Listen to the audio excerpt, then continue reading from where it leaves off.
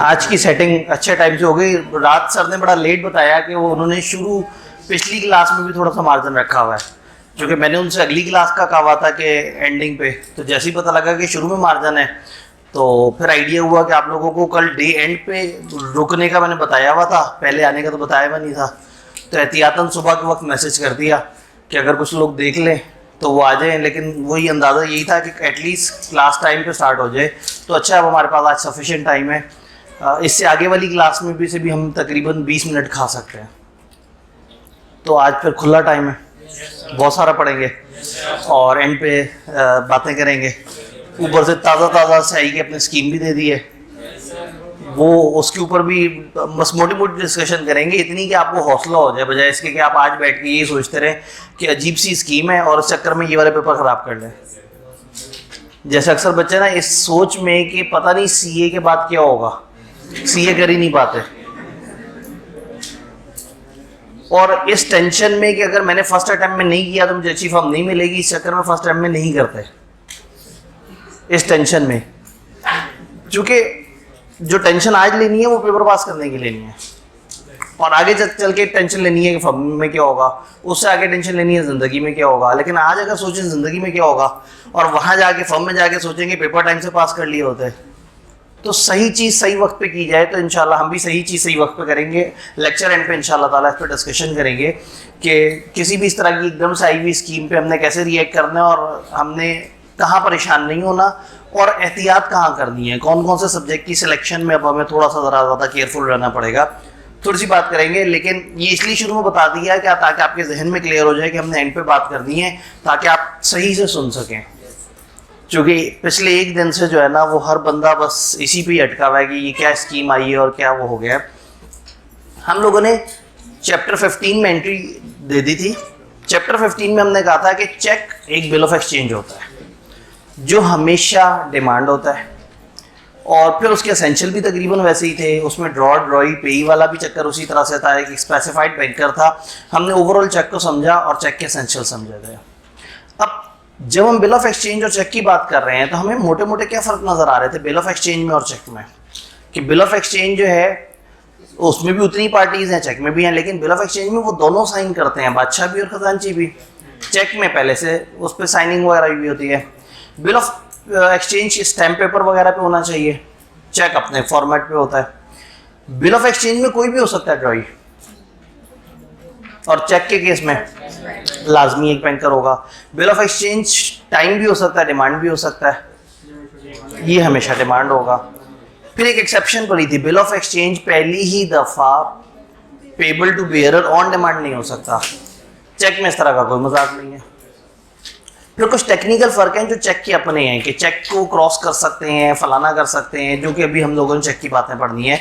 तो जल्दी से पहले ये तो इन डिफरेंसेस को तो सीधा कर लेना।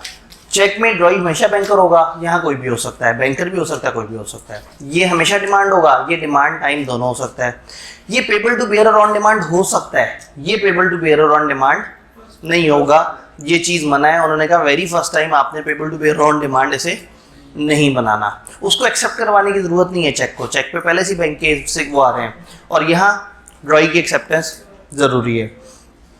उस पर स्टैम्प ज़रूरत नहीं है, और इस पे bill of exchange proper stamp होना चाहिए। जैसे मैंने कहा ना कि स्टैम्प पेपर पे होगा तो उससे ज़रा उसकी लीगैलिटी बढ़ जाएगी, उसमें स्टैम्प की ज़रूरत नहीं है।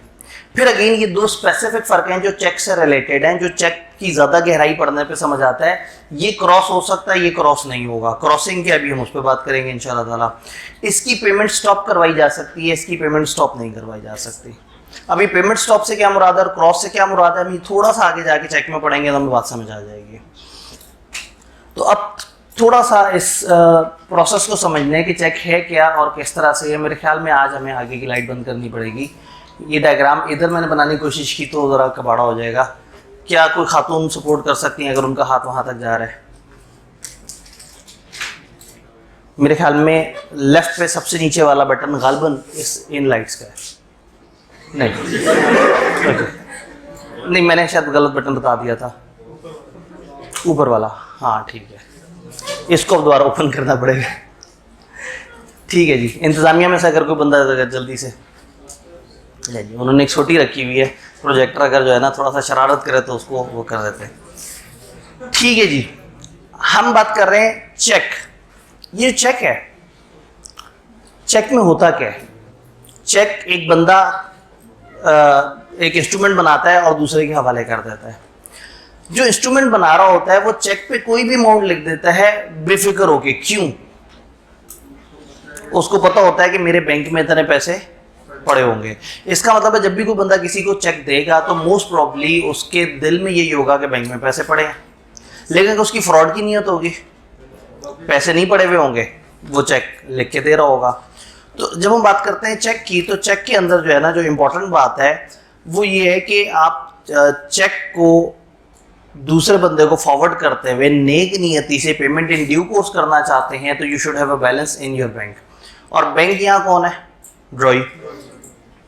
अब आपने चेक दे दिया किसी और को, भी इस चेक के साथ वो सामने वाला बंदा क्या कर सकता है? इस चेक के साथ सामने वाला बंदा दो में से कोई एक काम कर सकता है, या तो इस चेक को कैश करा ले, ये इसी तरह से आहिस्ता आहिस्ता ऑन होता है। हाँ, इसमें कोई ज़िंदगी की रमक आई असल में इस वक्त जो है ना, और अल्लाह करे विजिबिलिटी भी अच्छी हो, वरना जो है ना गुनाह पे लज्जत हो जाएगा।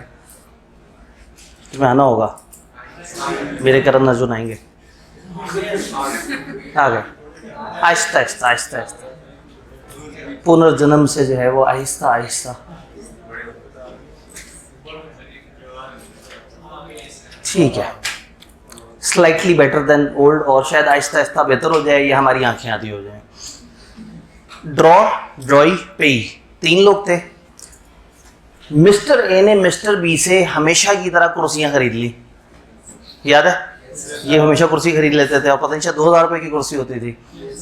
ठीक है, तो हाँ, लेकिन यहाँ इस क्लास में कुर्सी खरीदी जा रही थी, तो ए ने बी से कुर्सी खरीदी और ए ने उसको 2000 रुपये का चेक बना के दे दिया। ये चेक ए ने बी को दिया। ए है ड्रॉर जिसने चेक बनाया है, और बी कौन है? पेई, जिसने पेमेंट लेनी है। और पेमेंट लेनी किससे है? बैंक से, ड्रॉई से। तो जो ए का बैंक होगा ना, ए का बैंक, फर्स्ट कर ए का बैंक है एमसीबी, ये कहलाएगा ड्रॉई। तो अभी तीन किरदार है, ए का बैंक और पेई। सबसे आसान काम ये है कि आपने एमसीबी का चेक काट के दिया पेई को, पेई या एमसीबी के पास, क्योंकि एमसीबी ड्रॉई है ना, एमसीबी के पास गया, उनको चेक देके कहा भाई ये मुझे पैसे दे दो। जैसे बादशाह को कागज दिखा के पैसे मांग सकते थे, तो उसने कागज दिखाया ड्रॉई को और कहा मुझे पैसे दे दो। ड्रॉई ने अकाउंट में चेक किया, हाँ भाई उस बंदे के अकाउंट में पैसे हैं। अगर पैसे नहीं होंगे वो बाउंस कर देंगे, वो डिसऑनर कर देंगे, वो कहेंगे नहीं भाई ये हम नहीं पे कर सकते। फिर आप शिकायत लेके जाएंगे असल वाले बंदे के पास। फर्ज करें पैसे पड़े हुए, उन्होंने जनाब इधर से नोटों की गड्डियाँ निकाली और आपको आपके सामने रख दी, आपने काउंटर से पैसे उठाए और चलते बने।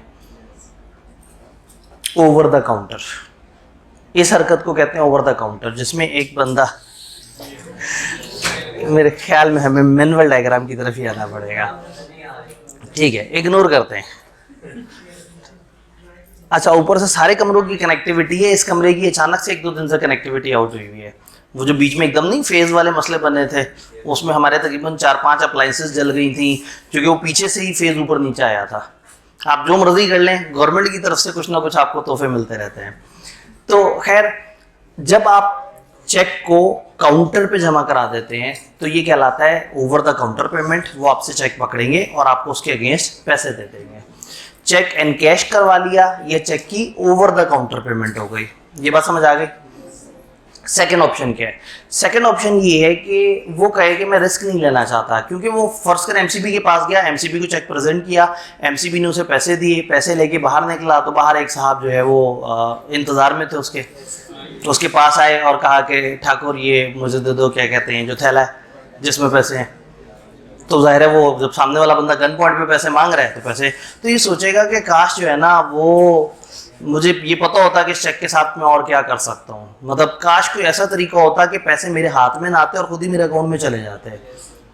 वो कहता है काश उस दिन लाइट ना गई होती, काश उस दिन मैंने डायग्राम में दूसरे वाली चीज़ भी देख ली होती कि मेरे पास क्या ऑप्शन है, काश मैंने चेक के चैप्टर में चॉइस पे ना छोड़ दिया होता वो वाला टॉपिक। तो फिर एक सेकंड टॉपिक है कि आप एनकैशमेंट के अलावा एक और तरफ भी जा सकते हैं, उसको हम कहते हैं क्लियरिंग। अक्सर ये वर्ड आपने सुना है, अनक्लियर्ड चेक क्लियरिंग में चला गया। क्लियरिंग इज के पेई अपने वाले बैंक के पास जाए और उसको कागज दे कि भाई ये मेरे अकाउंट में डाल दो। वो इसका एजेंट बन जाएगा, कलेक्टिंग एजेंट बन जाएगा, इससे चेक लेगा और इसके बिहाफ पे जाके एमसीबी के पास जाके उनसे कहेगा भाई मुझे पेमेंट चाहिए ये कागज। यूं समझे कि उसने एंडोर्स कर दिया अपने बैंक को, इसने कागज पकड़ाया अपने बैंक को, कलेक्टिंग बैंक को, इसका बैंक था हबीब बैंक। हबीब बैंक गया एमसीबी के पास और उससे कहा मुझे पैसे दे दो। एमसीबी ने पैसे उठा के हबीब बैंक को दे दिए, हबीब बैंक अपने तरीके से उसको लेके आया और इस बंदे के अकाउंट में डाल दिए। उससे क्या हुआ कि इस शख्स को पैसे फिजिकली नहीं लेने पड़े और फिजिकली उसे जमा नहीं कराना पड़ा, उसने सिर्फ अपना चेक पकड़ा दिया अपने बैंक को और उसके बैंक ने एजेंट बन के इसके बैंक से कलेक्शन कर ली। इसको क्लियरिंग कहते हैं, जिसमें बैंक को पैसे देता है, इंसान को पैसे नहीं देता। बैंक को पैसे देता है, बैंकर के एजेंट को पैसे देता है। तो एक चेक के साथ दो काम हो सकते हैं, या आप उसको ओवर द काउंटर पे भेज दें, इसको एनकैशमेंट कहते हैं। दूसरा तरीका ये है कि आप डिपॉजिट करा दें अपने बैंक में। तो यहाँ चौथा किरदार आ गया पेई का बैंक। पेई का बैंक कहलाएगा कलेक्टिंग बैंक, कलेक्टिंग एजेंट इसे कह लें या कलेक्टिंग बैंक इसे कह लें। ये कलेक्ट करेगा चेक और चेक उनको जाके दिखाएगा और उनसे पैसे लेके आएगा। इस प्रोसेस में 1-2 दिन लग जाते हैं। इसने चेक जमा कराया एक दिन शाम में, अगले दिन सुबह उनके पास जाएगा, वो चेक करेंगे, फिर शाम में इनके पास वापस आएगा, अगले दिन इसके अकाउंट में क्रेडिट करेंगे। ट्रेडिशनली प्रोसेस ऐसे होना चाहिए, लेकिन प्रैक्टिकली स्पीकिंग एक इदारा बीच में मौजूद होता है नेफ्ट, जो कि इन सब की आपस की सेटलमेंट करा रहा होता है। डेली वो बैंकों से उनके चेक पकड़ता है, डेली दूसरे बैंकों को उनकी चेक देता है और कोशिश करता है कि 1 से 2 दिन के अंदर सारी क्लियरिंग हो जाए। सेम डे क्लियरिंग जल्दी हो जाती है और सेम सिटी क्लियरिंग, और अगर अलग अलग शहर हैं तो फिर क्लियरिंग जो है वो 2-3 दिन भी ले जाती है। तो ये क्लियरिंग का प्रोसेस है। तो चेक के साथ या आप ओवर द काउंटर पेश कर सकते हैं या आप उसको क्लियरिंग की तरफ ले जा सकते हैं। क्या ये दोनों बातें समझ आ गई? अब जब हमें बातें समझ आ गई हैं तो अब हमारे लिए चैप्टर के छोटे छोटे कॉन्सेप्ट समझना आसान होगा। ओवर द काउंटर का लफ्ज़ हमें समझ आ गया है, कलेक्टिंग बैंक समझ आ गया, ड्रॉई समझ आ गया। तो ड्रॉई की भी कुछ जिम्मेदारियाँ होंगी, कलेक्टिंग बैंक की भी जिम्मेदारियाँ होंगी। अगर ड्रॉई ने एक चेक उसके पास आया और उसको उसके पैसे दे दिए नेक नियति से, पेमेंट इन ड्यू कोर्स, तो ड्रॉई का कोई कसूर नहीं। कलेक्टिंग बैंक ने चेक कलेक्ट किया नेक नियति से, नहीं पता कि इसका टाइटल डिफेक्टिव है, नेक नियति से कलेक्ट करके पेमेंट ले ली, तो भी इसका कसूर नहीं है। तो ये बस समझना होगा कि ये लोग अगर नेक नियत होंगे तो इनका फिर जिम्मेदारी या कसूर नहीं माना जाएगा। यहाँ पे एक भाई का सवाल। नहीं, एमसीबी का चेक ओवर द काउंटर नहीं हो सकता यहाँ पे, क्योंकि ओवर द काउंटर में आप डायरेक्टली पैसे मांग रहे हैं। आप इनको आके कहेंगे पैसे दो, कहेंगे मैं कौन सा ड्रॉई हूं, मैं क्यों पैसे दूं। हाँ, आप अगर मुझे अपना एजेंट नामजद करना चाहते हैं तो मैं आपके बिहाफ पे जाके पैसे कलेक्ट करके लाके आपके अकाउंट में डाल देता हूं, लेकिन चेक उनका है। वो अकाउंट ए का एमसीबी में, ए के पैसे किसके पास है? ए का खजांची है एमसीबी। तो आप ए के खजांची के पास जाके पैसे मांग सकते हैं, आप खुद जाके मांग ले और पैसे ले आए, एनकैशमेंट है। आप अपने एजेंट को भेज दें, और यहाँ एजेंट कौन है? बैंक। आपने बैंक को कहा भाई मैं वहां नहीं जा रहा, तुम चले जाओ, पैसे लेके अकाउंट में डाल दो। बैंक इसके वेज आपसे चार्जेस ले रहा है, बैंक आपको सर्विसेज दे रहा है, बैंक आपसे कमा रहा है, और आपके पैसे जब यहाँ आके पड़े हुए होंगे तो बैंक उससे अपना बिजनेस भी कर रहा होगा। तो बैंक इज वेरी हैप्पी कि वो आपके बिहाफ पे जाए और वहां से कलेक्ट करके आ जाए। अब ये प्रोसेस हमें समझ आया, ये किरदार समझ आए। अब देखते हैं इस चैप्टर में जो बातें हैं। क्रॉसिंग एक फिनोमेना है। अक्सर कहते हैं जी चेक को सेफ्टी के लिए क्रॉस कर दिया जाए। क्रॉसिंग का मतलब ये है कि आप एक चेक में से वो फीचर छीन लेते हैं जो ओवर द काउंटर वाला है। क्रॉसिंग का क्या मतलब है? आप एक चेक में से वो फीचर छीन लेते हैं जो ओवर द काउंटर वाला है। ओवर द काउंटर का फीचर क्या था? चेक एंड कैश हो सकता है। ओवर द काउंटर का फीचर छिन गया तो इसका मतलब है इंसान बैंक के पास जाके पैसे नहीं मांग सकता, बैंक के पास जाके पैसे मांग सकता है। ये जुमला समझ आ रहा है? इंसान पैसे नहीं मांग सकता, बैंक जाके पैसे मांग सकता। इन अदर वर्ड, ये इंसान को पैसे नहीं देगा, ये बैंक या बैंक के नुमाइंदे को पैसे देगा, लेकिन ये पेई को पैसे नहीं देगा। तो अगर एक चेक आपके पास आए और आप उस पर इस तरह से 2 लाइनें लगा दें, खाली 2 लाइनें लगा दें टेढ़ी करके, तो कह दिया जाएगा आपने क्रॉसिंग कर ली। आप एंड कंपनी भी बीच में लिख दें, एंड को, तो भी माना जाएगा क्रॉसिंग हो गई। आप 2 लाइनें ना लगाएं, सिर्फ एंड को लिख दें तो भी, किसी भी तरीके से एंड को लिख दें, 2 लाइनें लगा दें, दोनों को इकट्ठे इस्तेमाल कर लें। अगर एक चेक के लेफ्ट टॉप कॉर्नर पे 2 पैरेलल ट्रांसवर्स लाइन आपने लगा दी तो ये कहलाएगा कि चेक क्रॉस हो गया। ये सादा क्रॉसिंग है, इसमें मजीद स्पेशल कुछ नहीं है। सिर्फ वो चीज़ है कि जो इसका एनकैशमेंट का फीचर है वो छिन गया है, ये सिर्फ एक कलेक्टिंग बैंक आके कलेक्ट कर सकता है। ये सादा क्रॉसिंग है। इससे ऊपर होती है स्पेशल क्रॉसिंग, उसमें आप इन 2 लाइनों के अंदर किसी बैंक का नाम लिख देते हैं, या 2 लाइनें ना भी लगाएं, सिर्फ एक बैंक का नाम यहाँ पे टेढ़ा करके लिख दें। जिस वक्त पेमेंट करनी थी ए ने बी को, तो ए ने बी से पूछा तुम्हारा बैंक कौन सा है, बी ने कहा मेरा बैंक है ABL। ए ने चेक के पे क्रॉस करके ABL लिख दिया। इसका मतलब है कि ये चेक क्रॉस होने का मतलब है कि कैश तो हो ही नहीं सकता, आप कोई बैंक ही आके कलेक्ट करेगा। ABL लिखने का मतलब है कि ABL is the only bank जो जाके चेक कलेक्ट कर सकता है। ABL is the only bank जो जाके चेक कलेक्ट कर सकता है। क्या ये बात समझ आ रही है? तो स्पेशल क्रॉसिंग से आप एक बैंकर नामजद कर देते हैं और फिर उस बैंकर के अलावा कोई नहीं आएगा। वो बैंकर आगे से किसी और बैंकर का नाम लिख दे, साइन कर दे, उसको अलाउड है, लेकिन एक चेक पे एक से ज्यादा बैंकों को आप स्पेशल क्रॉस हम नहीं कर सकते, नॉर्मल इंसान नहीं कर सकते। लेकिन जिस बैंक के नाम पे स्पेशल क्रॉस किए वो बैंक आगे से किसी और बैंक को अपना एजेंट नामजद करना चाहे तो वो कर सकता है। तो सादा क्रॉसिंग में सिर्फ एनकैशमेंट का फीचर छिना, इसमें एनकैशमेंट का फीचर भी छिन गया, और ये सिर्फ एक बैंक के पास जा सकता है और किसी और बंदे के पास नहीं जा सकता। क्लियर? इससे आगे अकाउंट पेई ओनली क्रॉसिंग। अकाउंट पेई ओनली क्रॉसिंग में क्या होता है कि आप चेक इस तरह से बनाते हैं, आपको याद होगा चेक पे लिखा था पे फलाना और बेयरर। चेक एक नेगोशिएबल इंस्ट्रूमेंट है ना, किसी ने भी उसको उलट करके उसके ऊपर साइन करने हैं और आगे फॉरवर्ड कर देना है, एंडोर्स कर देना है। अगर वो बेयरर है या अगर स्पेसिफिकली ऑर्डर नहीं है, तो चेक पे किसी का नाम लिखा होने का हरगिज ये मतलब नहीं है कि लाजमी इसी बंदे के अकाउंट में जमा होगा, वो आगे एंडोर्स हो सकता है। लेकिन अगर एक चेक पे आप क्रॉसिंग करके 2 लाइनें लगा के लिख दें अकाउंट पेई ओनली, या अकाउंट पेई लिख दें, तो ये कहलाती है रिस्ट्रिक्टिव क्रॉसिंग। रिस्ट्रिक्टिव क्रॉसिंग, और इसका दूसरा नाम है अकाउंट पेई ओनली क्रॉसिंग। इससे अगेन एनकैशमेंट का फीचर तो हर क्रॉसिंग से छिन जाता है, वो तो हम बात दोबारा रिपीट नहीं करेंगे। ये चेक सिर्फ और सिर्फ दुनिया में उसी बंदे के अकाउंट में जमा हो सकता है जिसका नाम पूरा एग्जैक्टली यही है, सैयद आतिफ हसन आब्दी। या पूरा नाम इसलिए लिखा कि अकाउंट पेई ओनली क्रॉसिंग का मतलब है कि वो 100% अकाउंट टाइटल मैच करेंगे। अब मुझे अगर कोई आतिफ आब्दी के नाम से चेक दे देता है तो मेरा ही बैंक उस चेक को नहीं कबूल करेगा अगर वो अकाउंट पेई ओनली क्रॉसिंग में भी है, क्योंकि मेरा जो असल नाम है, जो ID कार्ड का नाम है, वो सैयद आतिफ हसन आब्दी। कॉलेजों के ब्रोशर में इतनी सी लाइन होती है टीचर का नाम लिखने के लिए, वो इतने बड़े बड़े नाम फिट नहीं आते, तो वो नामों को 2-2 उसमें वर्ड्स में ले जाते हैं। तो कहने का मतलब ये है कि अकाउंट पेई ओनली क्रॉसिंग से सिर्फ और सिर्फ इस अकाउंट में जमा होगा।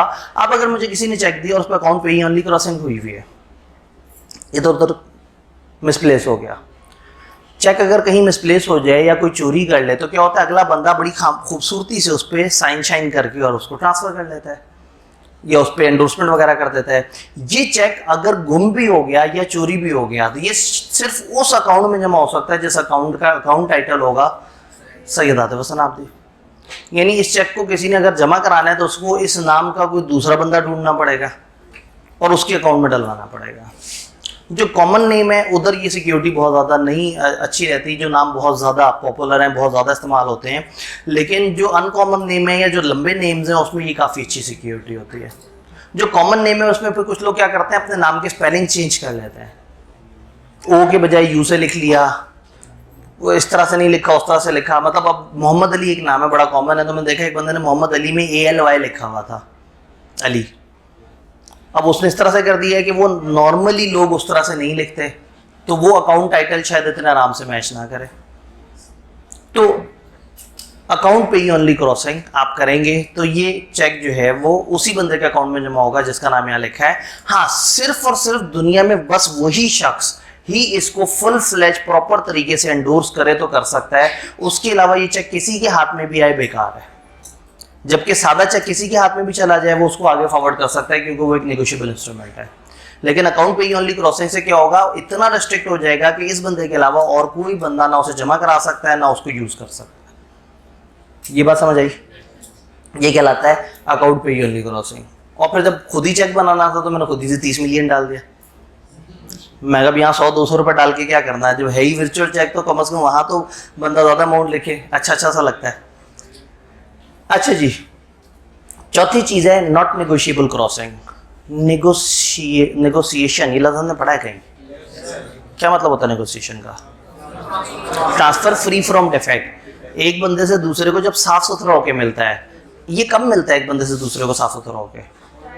जब होल्डर इन ड्यू कोर्स होता है, जब एक मासूम इंसान के पास आता है जिसको नेक नियति, जिसको नहीं पता होता किसी गड़बड़ का, तो रूल ये था कि जैसे ही एक नेक इंसान के हाथ में इंस्ट्रूमेंट आएगा वो साफ हो जाएगा, और जैसे ही खराब इंसान के हाथ में इंस्ट्रूमेंट आएगा वो खराब हो जाएगा। या अगर खराब इंस्ट्रूमेंट पीछे से आ रहा है, डी से ई ने चोरी की है और एफ को उसने बता दिया कि मैंने चोरी की है, तुम पकड़ो, जो इंस्ट्रूमेंट इसको मिला है इसका टाइटल बैड है, और अगले बंदे को पता है कि बैड टाइटल है, तो अगले बंदे को भी कैसा टाइटल मिलेगा?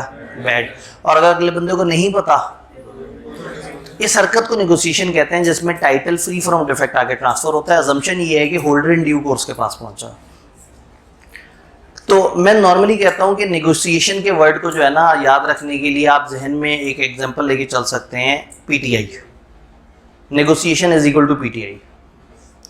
भाई पीटीआई में कोई भी खराब सियासतदान शामिल होता है वो साफ हो जाता है, लेकिन फॉर एग्जांपल किसी और जमात में, नून लीग में, कोई खराब सियासतदान आता है तो वो खराब ही रहता है।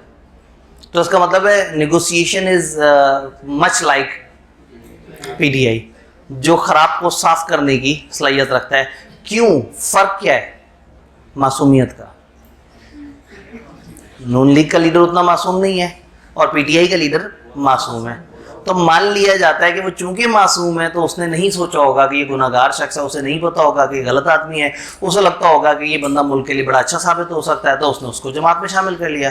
तो कहने का मतलब है नेगोशिएशन इज लाइक पीटीआई, जिसमें खराब बंदा भी आ जाए तो साफ हो जाता है। और नेगोशिएशन ना हो, या अगर मैं कहूँ नॉन नेगोशिएशन, तो उसका मतलब होगा खराब ही रहेगा। तो अगर मैं कहूँ नून नेगोशिएशन, तो ये चौथी क्रॉसिंग है नून नेगोशिएशन, नॉन नेगोशिएशन। ये नॉट नेगोशिएबल है, लेकिन इसको नॉन नेगोशिएबल क्रॉसिंग भी कर सकते हैं। और नॉन को आप अगर प्रोनाउंस करके कहें नून नेगोशिएबल, तो उससे होगा कि नेगोशिएबल तो पीटीआई होता है और नून नेगोशिएबल पीटीआई नहीं होता। तो अगर एक इंस्ट्रूमेंट को आप नून क्रॉसिंग कर दें तो उसमें वो मासूमियत का आंसर ख़त्म हो जाएगा। अब अगर पीछे से इंस्ट्रूमेंट ख़राब होगा तो आगे वाले बंदे को भी ख़राब मिलेगा। याद रहेगा, ये सबसे मुश्किल वाली क्रॉसिंग है जिसमें लोग अटकते हैं। तो अगर एक चेक पे नॉट नेगोशिएबल क्रॉसिंग हो गई, इसका मतलब है उस चेक का सबसे कीमती फीचर हमने छीन लिया है, नेगोशिएशन। एंड नेगोशिएशन इज, एक साफ आदमी के हाथ में इंस्ट्रूमेंट जाए तो वो ऑटोमेटिकली साफ हो जाता है अगले बंदों के लिए। बट अगर एक इंस्ट्रूमेंट में नॉट नेगोशिएबल लिखा है तो किसी साफ आदमी के पास भी जाएगा तो वो टाइटल गलत होगा, कल को चोरी पकड़ी जाएगी, इस ईमानदार आदमी को भी पकड़ेंगे।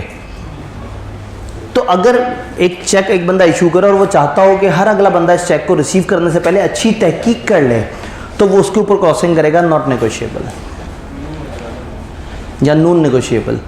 उससे क्या होगा, उसका शराफत वाला एलिमेंट ख़त्म हो जाएगा और वो इंस्ट्रूमेंट एक शरीफ आदमी के हाथ में भी बदमाश बन जाएगा।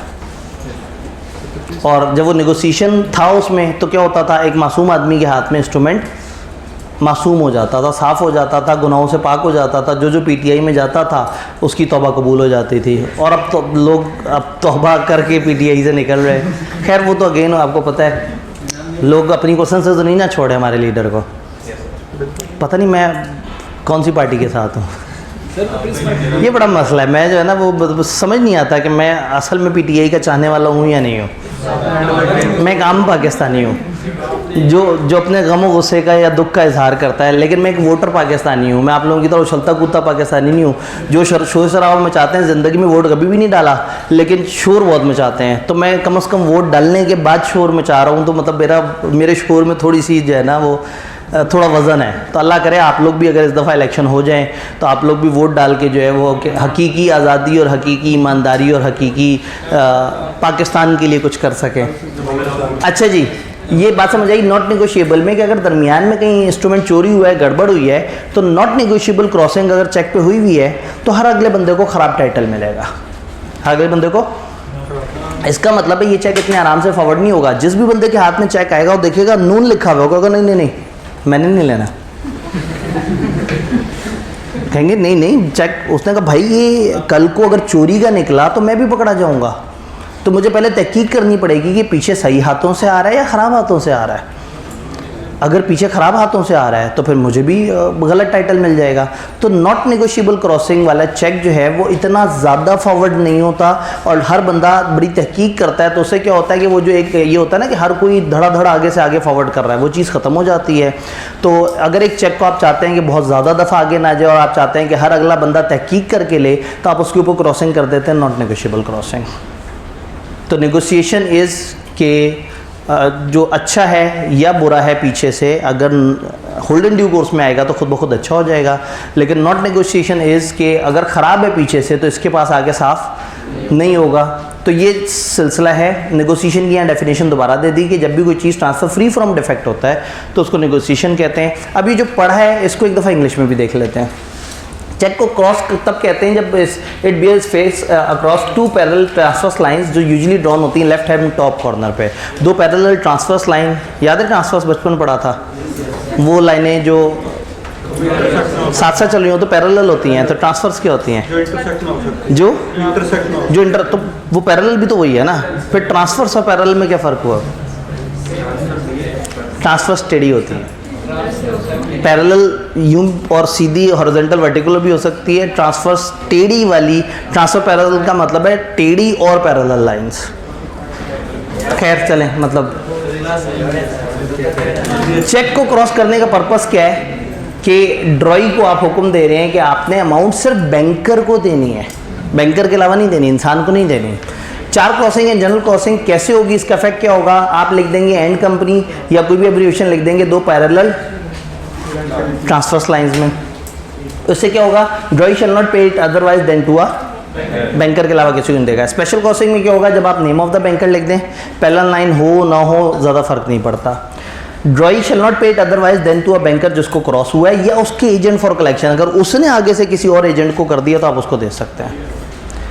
Then restrictive crossing, general crossing वगैरह के साथ ऐड किया जा सकता है। अकाउंट पे ही ओनली लिख दें। अकाउंट पे ही ओनली लिखने से क्या होगा? Amount on cheque must be credited only to the account of, सिर्फ पेई के अकाउंट में जाएगा और किसी के पास नहीं जाएगा। नॉट नेगोशिएबल क्रॉसिंग, जनरल या स्पेशल क्रॉसिंग के साथ आप ऐड कर सकते हैं। इससे क्या होगा? Holder with defective title can not give a good title to subsequent holder.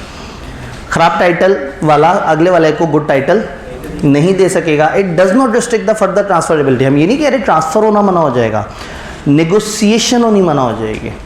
Negotiation कहते हैं ऐसा ट्रांसफ़र जिसमें साफ ट्रांसफ़र हुआ होता है। तो हमने कहा ये सिर्फ उसका मेन फीचर ऑफ नेगोशिएबिलिटी छीन लेगा जो ट्रांसफ़र फ्री फ्रॉम डिफेक्ट है, ट्रांसफरेबिलिटी उसमें रहेगी। अब इसमें मैं सवाल लेता हूँ, एक दफ़ा ज़रा इसको कंप्लीट कर लें। अब इसमें क्या ये पहली दफ़ा क्रॉसिंग करनी होगी? लॉ कहता है नहीं भाई, आपके पास अगर चेक आए और वो पहले से अनक्रॉस हो, आप बाद में क्रॉस कर सकते हैं। पहले से क्रॉस हुआ वो आप क्रॉसिंग की कैटेगरी बदल सकते हैं। ये मटेरियल अल्ट्रेशन नहीं है, ये अलाउड अल्ट्रेशन है। कुछ अलाउड अल्ट्रेशंस के हैं। आपको अनक्रॉस चेक मिला, होल्डर उसे क्रॉस कर दे, या जनरल, या आपको जनरल क्रॉस हुआ मिला, आप स्पेशल क्रॉसिंग कर दें। आपको जनरल या स्पेशल क्रॉस हुआ मिला, आप नॉट नेगोशिएबल कर दें। आपको स्पेशल क्रॉस हुआ चेक मिला, अगर आप वही बैंकर हैं जिसको क्रॉस हुआ है तो वो उसको फर्दर आगे दोबारा से किसी और के नाम पे स्पेशल क्रॉस कर सकता है, लेकिन आम आदमी नहीं कर सकता। यहाँ पे आपके सवाल लेने की कोशिश करते हैं जी। किसमें? जी, क्रॉसिंग में, किसी भी किस्म की क्रॉसिंग में क्या ऐसा हो सकता है कि ड्रॉई और कलेक्टिंग बैंक सेम हो? ये एक एक्सट्रीम केस में ये पॉसिबल है कि आपने जिसको चेक दिया उसका अकाउंट भी उसी बैंक में और जो पैसे देने वाला है उसका भी। अब क्रॉसिंग हो या ना हो, ओवर द काउंटर हो, यानी कि अब वो अपने बैंक के पास जाएगा जो कि असल में उसका बैंक नहीं, ड्रॉर का बैंक भी है। तो ऐसे में ये वाला चेक जो उसी बैंक के पास जाता है जिस बैंक में उस बंदे का अकाउंट होता है, तो वो सेम डे क्या सेम सेकंड पे क्लियरिंग हो जाती है। यानी एमसीबी का उसने चेक दिया और आपका भी अकाउंट एमसीबी, यहाँ पे एमसीबी के पास जाएंगे, एमसीबी अपने सॉफ्टवेयर में देखेंगे उस बंदे के अकाउंट में इतने पैसे हैं, अपने पास नोट करेंगे, यहीं से उस बंदे के पैसे माइनस करेंगे और आपके पैसे ऐड कर देंगे, तो ये फ़ौरन से वो हो जाएगी। तो जो सेम बैंक क्रॉसिंग है या सेम बैंक जो क्लियरिंग है वो फ़ौरन से हो जाती है जी। जो नॉन नेगोशिएबल चेक है ये काउंटर पे भी दे सकते हैं और चेक भी, मतलब एक बैंक वाला भी ले सकता है और पे भी ले सकता है जी। अब नॉट नेगोशिएबल कौन कौन लिख सकता है? हमने ये कहा कि कभी भी कोई भी होल्डर आफ्टर इशू भी क्रॉस कर सकता है। होल्डर कैन बी एनीवन, जिसके पास इंस्ट्रूमेंट है। यानी कि ये चेक इशू होने के बाद, क्योंकि क्रॉसिंग एक बुरी चीज़ नहीं है, ये तो एक्स्ट्रा सेफ्टी है, तो क्रॉसिंग बाद में भी की जा सकती है, लॉ ने हमें इजाज़त दी हुई है। डन। लास्ट वाला पॉइंट, चेक क्रॉस हुआ हुआ, स्पेशली चेक क्रॉस हुआ हुआ था एमसीबी के नाम पे, कि सिर्फ ये एमसीबी जमा कराएगा। तो कौन जमा करा सकता है इसको? एमसीबी। चेक पहुंचा एमसीबी के पास कि भाई आपके नाम पे क्रॉस हुआ हुआ है। एमसीबी ने वो कोई सेटलमेंट करनी थी या पैसे कहीं और से कलेक्ट करने थे, एमसीबी ने अपना काम ख़त्म किया और दूसरे बैंक का नाम लिख दिया, तो this is allowed. Special crossing एक इंसान 2 दफ़ा करेगा तो चेक गलत हो जाएगा, लेकिन स्पेशल क्रॉसिंग अगर वही करेगा जिसका नाम पहले लिखा हुआ है, ये ऐसे ही है जैसे अकाउंट पेई ओनली क्रॉसिंग में, अगर वो बंदा जिसका पेई में नाम लिखा हुआ है वो फॉरवर्ड करेगा तो होगा, उसके अलावा कोई फॉरवर्ड करेगा तो नहीं होगा। तो स्पेशल क्रॉसिंग में भी जिसके नाम पे क्रॉसिंग हुई है वो आगे से उसको डबल स्पेशल क्रॉस कर सकता है, कोई और बंदा उसे नहीं कर सकता।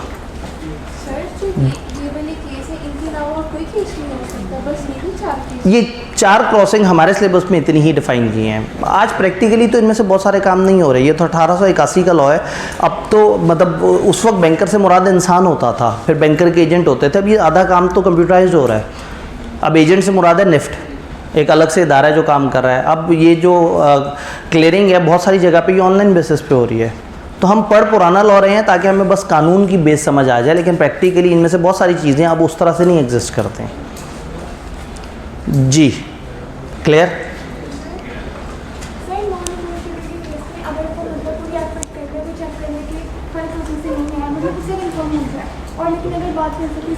अगर एक शख्स ने नॉन नेगोशिएबल चेक पकड़ा और तहकीक की कि पीछे से सब सही आ रहा है और उसे पता लग गया कि सब सही आ रहा है, उसने उसको इस्तेमाल कर लिया, कल को पता लगा कि नहीं तो वो चोरी का था, तो भी ये बेचारा फंस जाएगा, क्योंकि यहाँ एक गुड इंटेंशन या मासूमियत ही काफ़ी नहीं है। जब चेक पे लिखा हुआ है कि आप मासूम भी हैं तो भी कुछ नहीं हो सकता, आप शरीफ भी हैं तो कुछ नहीं हो सकता, क्योंकि आप नून हैं। ठीक है जी, ऐसा चेक रिसीव ही क्यों कोई करेगा, यही तो पॉइंट है। फिर ये चेक 150 दफ़ा फॉरवर्ड नहीं होगा, मुश्किल से 2 या 3 दफ़ा फॉरवर्ड होकर बैंक तक पहुंच जाएगा। ये नहीं सिर्फ अपने लोग एक दूसरे से कलेक्ट कर लेंगे, क्योंकि ये एक ऐसी ख़तरनाक चीज़ है कि जो फॉरवर्ड करेगा वो जुर्म में बराबर का शरीक हो जाएगा, क्योंकि उस पर लिखा हुआ है कि आपको पता है या नहीं पता, ये फॉरवर्ड किया और कल को गलत निकला तो आपके पास भी जो टाइटल था वो क्या था? बैड। जी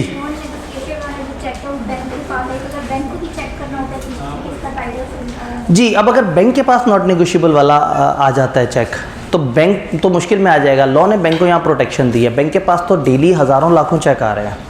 अगर ड्रॉई या कलेक्टिंग बैंक की नीयत साफ़ है and they don't know about any गड़बड़, और ख़ासतौर पे इनको मिला भी क्रॉस हुआ हुआ चेक है और इनको दिया भी इनके कस्टमर ने है, तो फिर इनका कसूर नहीं माना जाएगा, प्रोवाइडेड कि इन्होंने पेमेंट इन ड्यू कोर्स की। लेकिन अगर इन्होंने payment out of due course की, आउट ऑफ ड्यू कोर्स का मतलब है कि फिर जेन्युइन तरीके से नहीं की थी, यानी पता था या कोई गड़बड़ थी या कोई डाउट्स वगैरह थे, तो यहाँ बैंकर हमेशा प्रोटेक्ट होगा अगर वो साबित कर दे कि वो मासूम था, तो बैंकर की इधर बचाता है, क्योंकि बैंकर दरमियान वाला होल्डर नहीं है, वो ड्रॉई है, वो तीसरी पार्टी है। जो पेई हैं वो बदलते जा रहे हैं, लेकिन ड्रॉई अपनी जगह पे खड़ा हुआ है। लें जी, अब आगे चलते हैं क्योंकि दामन वक्त में गुंजाइश कम है और आज दिन भी लास्ट है। पेमेंट ऑफ चेक से रिलेटेड रूल्स। ड्रॉई मतलब ड्रॉर का बैंक। ये rules regarding payment of cheque, ये वाली जो हेडिंग है इसके सामने लिख देंगे, ड्रॉई बैंक की बात हो रही है, क्योंकि इससे आगे कलेक्टिंग बैंक की बात भी हो रही है। अगर चेक क्रॉस स्पेशली एक से ज़्यादा बैंकर को हुआ है, तो जिसको ये बैंक को ये ड्रॉ हुआ है उसे रिफ्यूज़ कर देना चाहिए। अगर ड्रॉई के सामने एक चेक आता है जिस पे 2 दफ़ा स्पेशल क्रॉसिंग हुई हुई है, उसे रिफ्यूज़ कर देना चाहिए, सिवाय उसके कि जहाँ जिसको पहली क्रॉसिंग हुई थी उसी ने अपने एजेंट को क्रॉस कर दिया, except when cross to an agent for collection. तो स्पेशल क्रॉसिंग जब आपके पास आई, तो स्पेशल क्रॉसिंग में आपने ये देखना है कि 2 क्रॉसिंग तो नहीं है। अगर 2 स्पेशल क्रॉसिंग है तो आप उस चेक को इनकैश या वो नहीं करेंगे, इस्तेमाल नहीं करेंगे। लेकिन अगर आपके पास 2 क्रॉसिंग ऐसी आई है कि जिसके नाम पे स्पेशल क्रॉस हुआ था उसने आपके किसी और के नाम पे क्रॉस कर दिया, तो फिर आप उसको पेमेंट दे देंगे। अब अगेन वही वाली बात है ना कि जब लॉ बना था तो बैंकर एक इंसान को कहते थे, आज बैंकर एक इदारे को कहते हैं। आज बैंक का एजेंट उसी बैंक का बंदा माना जाता है। उस वक्त क्या होता था, बैंकर एक इंसान होता था, तो एक बंदे ने उसको स्पेशल क्रॉस कर दिया आरिफ के नाम पे। अब आरिफ वो वाला बैंकर है जिसके नाम पे क्रॉस हुआ। अब आरिफ ने अगर हबीब को भेजना होगा तो आरिफ हबीब को आगे से स्पेशल क्रॉस करेगा। यूँ समझें कि स्पेशल क्रॉसिंग एंडोर्समेंट ऑफ ड्रॉई है, कि ड्रॉई आगे से किसी और को एंडोर्स कर रहा है।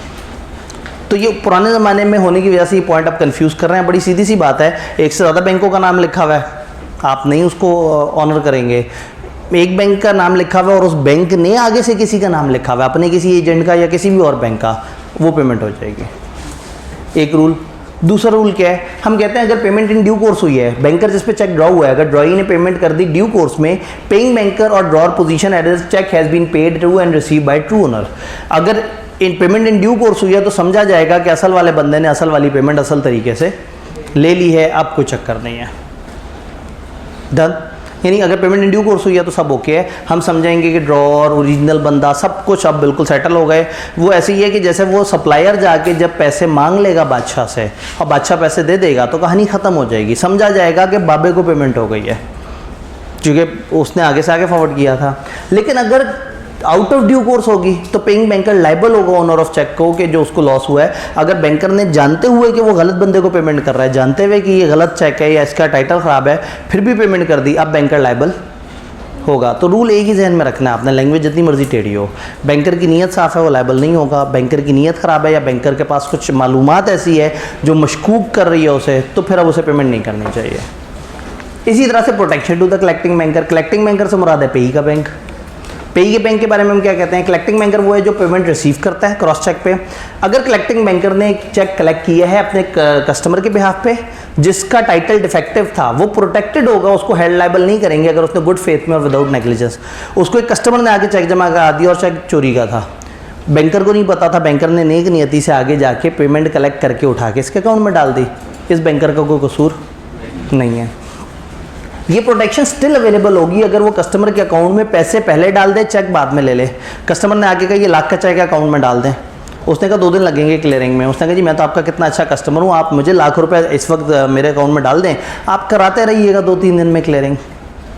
तो अगर 2-3 दिन में क्लियरिंग करवा के उसने और इसको टाइम से पेमेंट कर दी, पहले पेमेंट कर दी, तो भी कलेक्टिंग बैंकर का कसूर नहीं है क्योंकि कलेक्टिंग बैंकर की नीयत साफ थी, उसे गड़बड़ का नहीं पता था।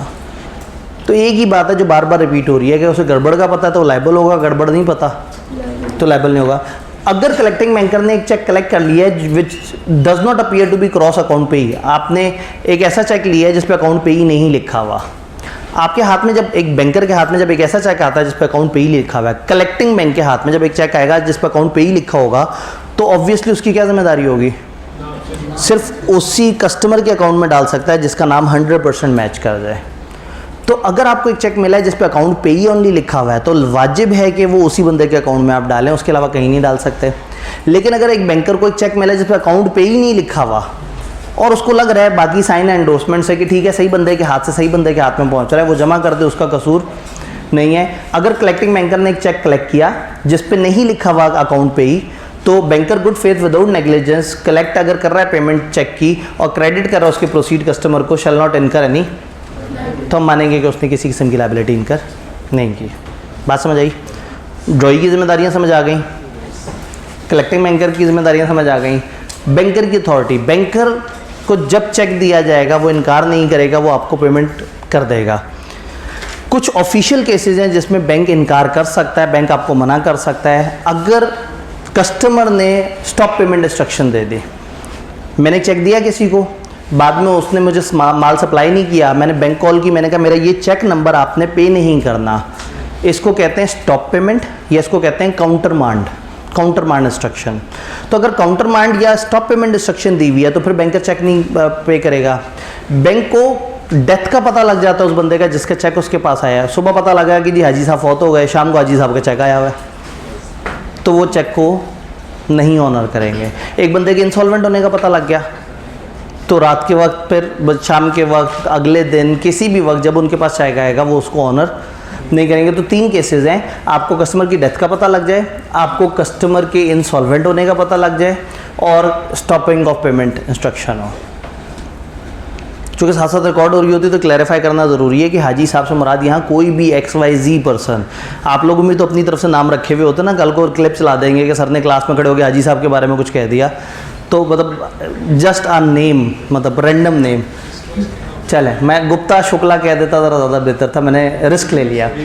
अच्छा जी बैंक ड्राफ्ट, आखिरी बात जल्दी से पढ़ते हैं और फिर हम चैप्टर 1 में एंटर हो जाते हैं। बैंक ड्राफ्ट क्या है?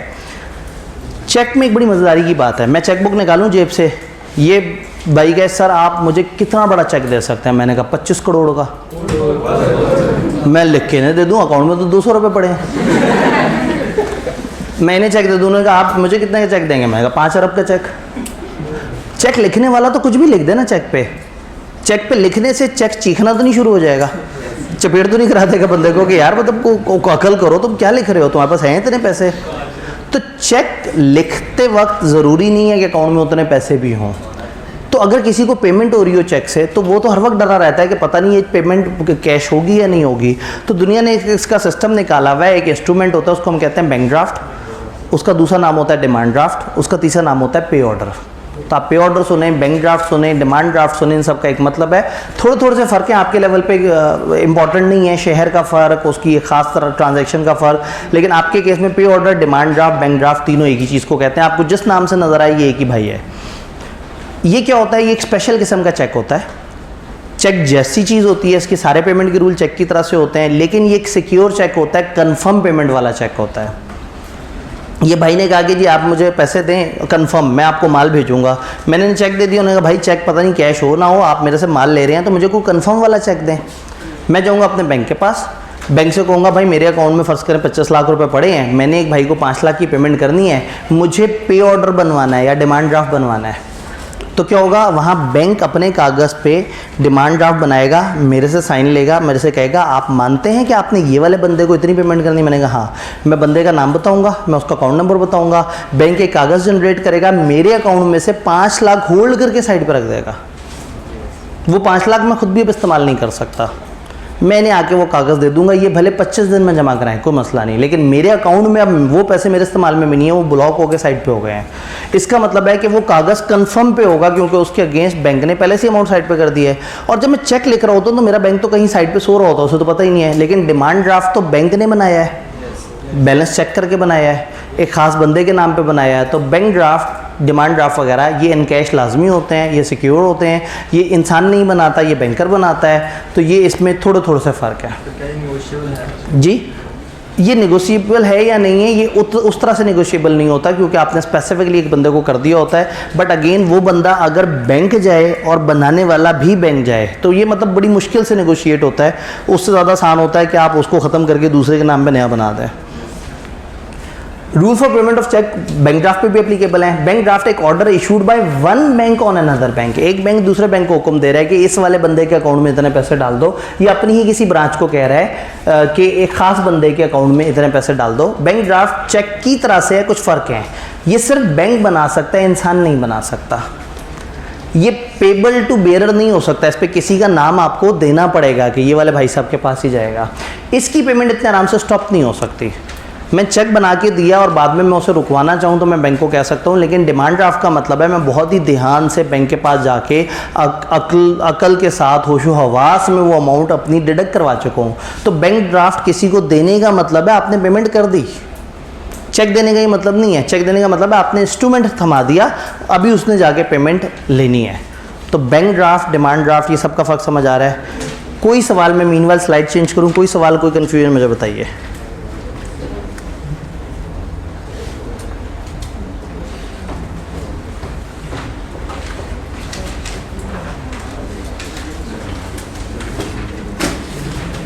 कोई सवाल, कोई कन्फ्यूजन, कोई परेशानी? All clear? पक्का? इंतहाई छोटा सा चैप्टर है और सवाल बहुत ही सीधे सीधे से हैं। मेजॉरिटी सवाल क्रॉसिंग से रिलेटेड है और एक दो जगह पे उन्होंने प्रोटेक्शन टू कलेक्टिंग बैंकर वगैरह को कवर किया है। तो मैं नॉर्मली लोगों से कहता हूँ कि आप जब चैप्टर ख़त्म हो तो आप देखेंगे तो आपको तकरीबन एक सफ़े पे ही इसके जो है ना कोई 13-14 सवाल इकट्ठे मिल जाते हैं। तो खैर चैप्टर 1 के इसके तकरीबन 8-10 सवाल आपको लाइन से इकट्ठे मिल जाते हैं। सीधे सीधे सवाल हैं, कोई बहुत ज़्यादा साइंस नहीं है इसमें। इस चैप्टर की तरफ उनका बहुत ज़्यादा फोकस नहीं है लॉजिकल सवाल बनाने का। तो चैप्टर 15 बड़ा स्ट्रेट फॉरवर्ड सा था। चैप्टर 1 की तरफ आते हैं जो कि अल्हम्दुलिल्लाह फिर से क्रैमिंग है, और क्रैमिंग इधर है शदीद वाली। कुछ चीज़ें समझने वाली हैं, कुछ चीज़ें रट्टा मारने वाली हैं। समझने वाली चीज़ों पे टाइम लगाएंगे, रट्टे वाली चीज़ों पे टाइम नहीं लगाएंगे इंशाल्लाह। यहाँ कोई भाई कुछ कहना चाह रहे थे? जी बिल्कुल ऐसे ही है। तो आर्बिट्रेशन हमने कहा था जब हमें जैसी टाइम मिलेगा हम करेंगे, लेकिन हम उसकी वजह से अपने कुछ अहम चैप्टर्स पे आंच नहीं आने देंगे। कल के दिन की वीडियो निकालें, मैंने आर्बिट्रेशन के ऊपर जाके ये बात कही थी कि हम देखेंगे कि अगर मतलब हम इनको डिस्टर्ब किए बगैर उस तरफ आ सकते हैं। दामन वक्त में गुंजाइश निकली तो कर लेंगे, नहीं तो उसी प्ले लिस्ट में मैं आर्बिट्रेशन का पोर्शन कहीं ना कहीं से पकड़ के अच्छा सा फाइन ट्यून एडिट करके उधर अपलोड कर दूँगा। या पिछली दफ़ा ICAP में जो रिवीजन क्लासेस कराई थी मैं वहाँ से कट करके जो है वो उसमें डाल दूँगा। बेहतरीन हो गया।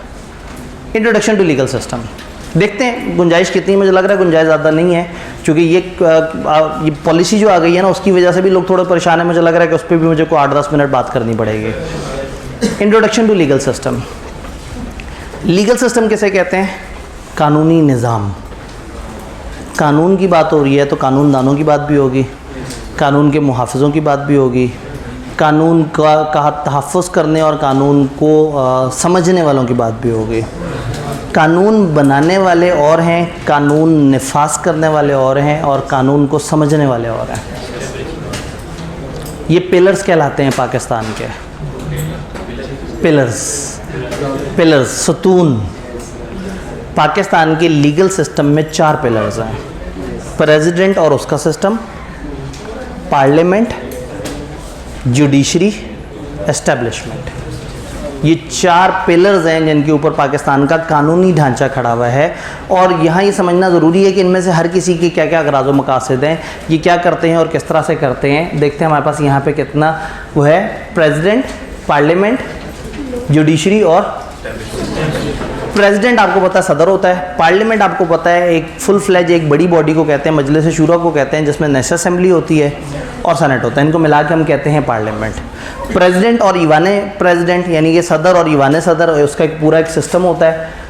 पार्लियामेंट का अपना एक निज़ाम है। ये 2 निज़ाम लॉ बनाते हैं, ये 2 निज़ाम लॉ को अप्रूव करते हैं। फिर तीसरा पिलर जुडिशरी। जुडिशरी लॉ को इंटरप्रेट करता है, कानून के मुताबिक सज़ाएं देता है और कानून के मुताबिक चीज़ों को परखता है। फिर आता है चौथा पिलर जो कानून का निफाज करता है, इम्प्लीमेंट करता है। एक मिसकंसेप्शन लोगों के जहन में है कि एस्टेब्लिशमेंट आर्मी को कहते हैं, ऐसा नहीं है। एस्टेब्लिशमेंट गवर्नमेंट के महकमों को कहते हैं। वो तमाम महकमे जो गवर्नमेंट का काम करवा के देते हैं वो एस्टेब्लिशमेंट है। चाहे वो आपकी सड़कें बनाने वाले हों, चाहे वो पार्क्स को सेट करने वाले हों, चाहे वो बॉर्डर की हिफाजत करने वाले हों, चाहे वो चोरों को पकड़ने वाले हों, चाहे वो आग बुझाने वाले हों, ये सब के सब एस्टेब्लिशमेंट है। एस्टेब्लिशमेंट से क्या मुराद है? गवर्नमेंट कंपनी की तरह से काम करती है। जैसे कंपनी होती है, कंपनी में डिपार्टमेंट्स होते हैं, हर डिपार्टमेंट का अपना अपना मकसद होता है। तो इसी तरह से गवर्नमेंट ने अपने कामों को कुछ डिवीजन्स में डिवाइड किया हुआ होता है। एक गवर्नमेंट के जितने भी अगराज़ व मकासद है उसने डिवीज़न बनाए होते हैं। जी हेल्थ डिवीज़न है, ये एजुकेशन डिवीज़न है, ये फाइनेंस डिवीज़न है, ये डिफेंस डिवीज़न है, ये इस तरह का डिवीज़न है, ये उस तरह का डिवीज़न है। तो उन्होंने क्या किया होता है? तमाम कामों को डिवीज़न में डिवाइड किया होता है। उस डिवीज़न के अंदर डिफरेंट महकमे होते हैं। फॉर एग्जांपल एजुकेशन के अंदर हम कहेंगे तो एक HECA के दायरा चल रहा होगा, फिर कुछ और बोर्ड्स होंगे, FSC के बोर्ड्स होंगे, फलाना होंगे। ये अलग अलग अथॉरिटीज़ हैं जो उस डिवीज़न के अंदर आ रही हैं। तो हर डिवीज़न के अंदर फिर गवर्नमेंट का एक पूरा निज़ाम होता है। कुछ इदारे होते हैं, उन इदारे में कुछ लोग मौजूद होते हैं। जैसे फाइनेंस की मिनिस्ट्री के अंदर ICAP का सेटअप भी आता है।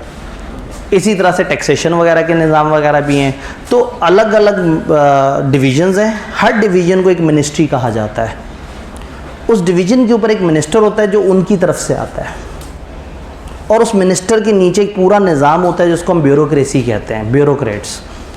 ये इसमें टॉप लेवल के लोग होते हैं जो CSS, PCS और इस तरह के मुकाबले का इम्तिहान दे के आए होते हैं। और जो नीचे का लेवल है वहाँ पे जो भर्तियाँ होती हैं जिसमें मुख्तलिफ़ तरीके से जो अखबार में इश्तिहार आता है कि गवर्नमेंट में असामियाँ खाली हैं, फिर लोग अप्लाई करते हैं, NTS वगैरह।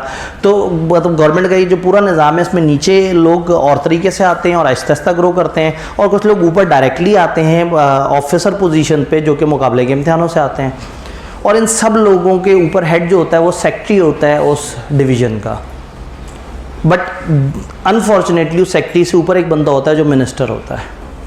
और मिनिस्टर में वो पढ़ाई लिखाई वाली बातें नहीं होती जो एस्टेब्लिशमेंट वाले लोगों में होती है। मिनिस्टर इधर से होता है, वो सियासी होता है, उसके मसले होते हैं, उसको अपोजिशन से भी बदले लेने होते हैं। तो ऐसे में एस्टेब्लिशमेंट के लोग फंस जाते हैं।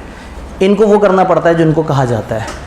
तो पुलिस को अगर कोई भी कहेगा, सियासी पार्टी कहेगी कि जी आपने, सियासी पार्टी अपने रेलवे मिनिस्टर से कहेगी कि तुमने पुलिस को कहना है कि फ़लाना बंदे को पकड़ लो, तो उन्हें पकड़ लेना है।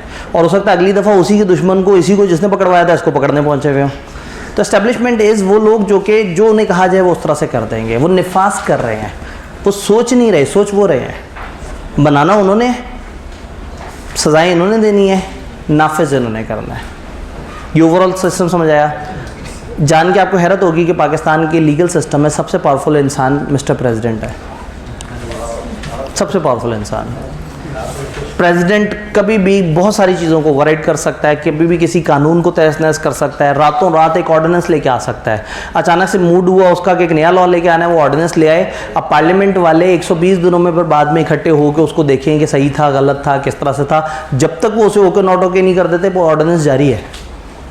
तो अगर फौरी तौर पे कोई कानून लाना हो तो प्रेसिडेंट के पास एक बड़ी सुपर पावर है कि वो ऑर्डिनेंस लेके आ सकता है। प्रेसिडेंट को इम्यूनिटी भी हासिल है। प्रेसिडेंट अगर कोई जुर्म करता है तो आप उसको जब तक वो प्रेसिडेंट है हवालात में नहीं डाल सकते। तो वो कोशिश करता है कि जिस दिन तक वो प्रेसिडेंट है उस दिन शाम 3 बजे तक पाकिस्तान में रहे, और 3 बजे फ़्लाइट पकड़ के जो है वो 5 बजे पाकिस्तान से बाहर निकला हुआ हो। तो उधर से उसकी प्रेसिडेंटशिप ख़त्म, यानी उसकी इम्यूनिटी ख़त्म, और इधर से वो मुल्क से भी ख़त्म।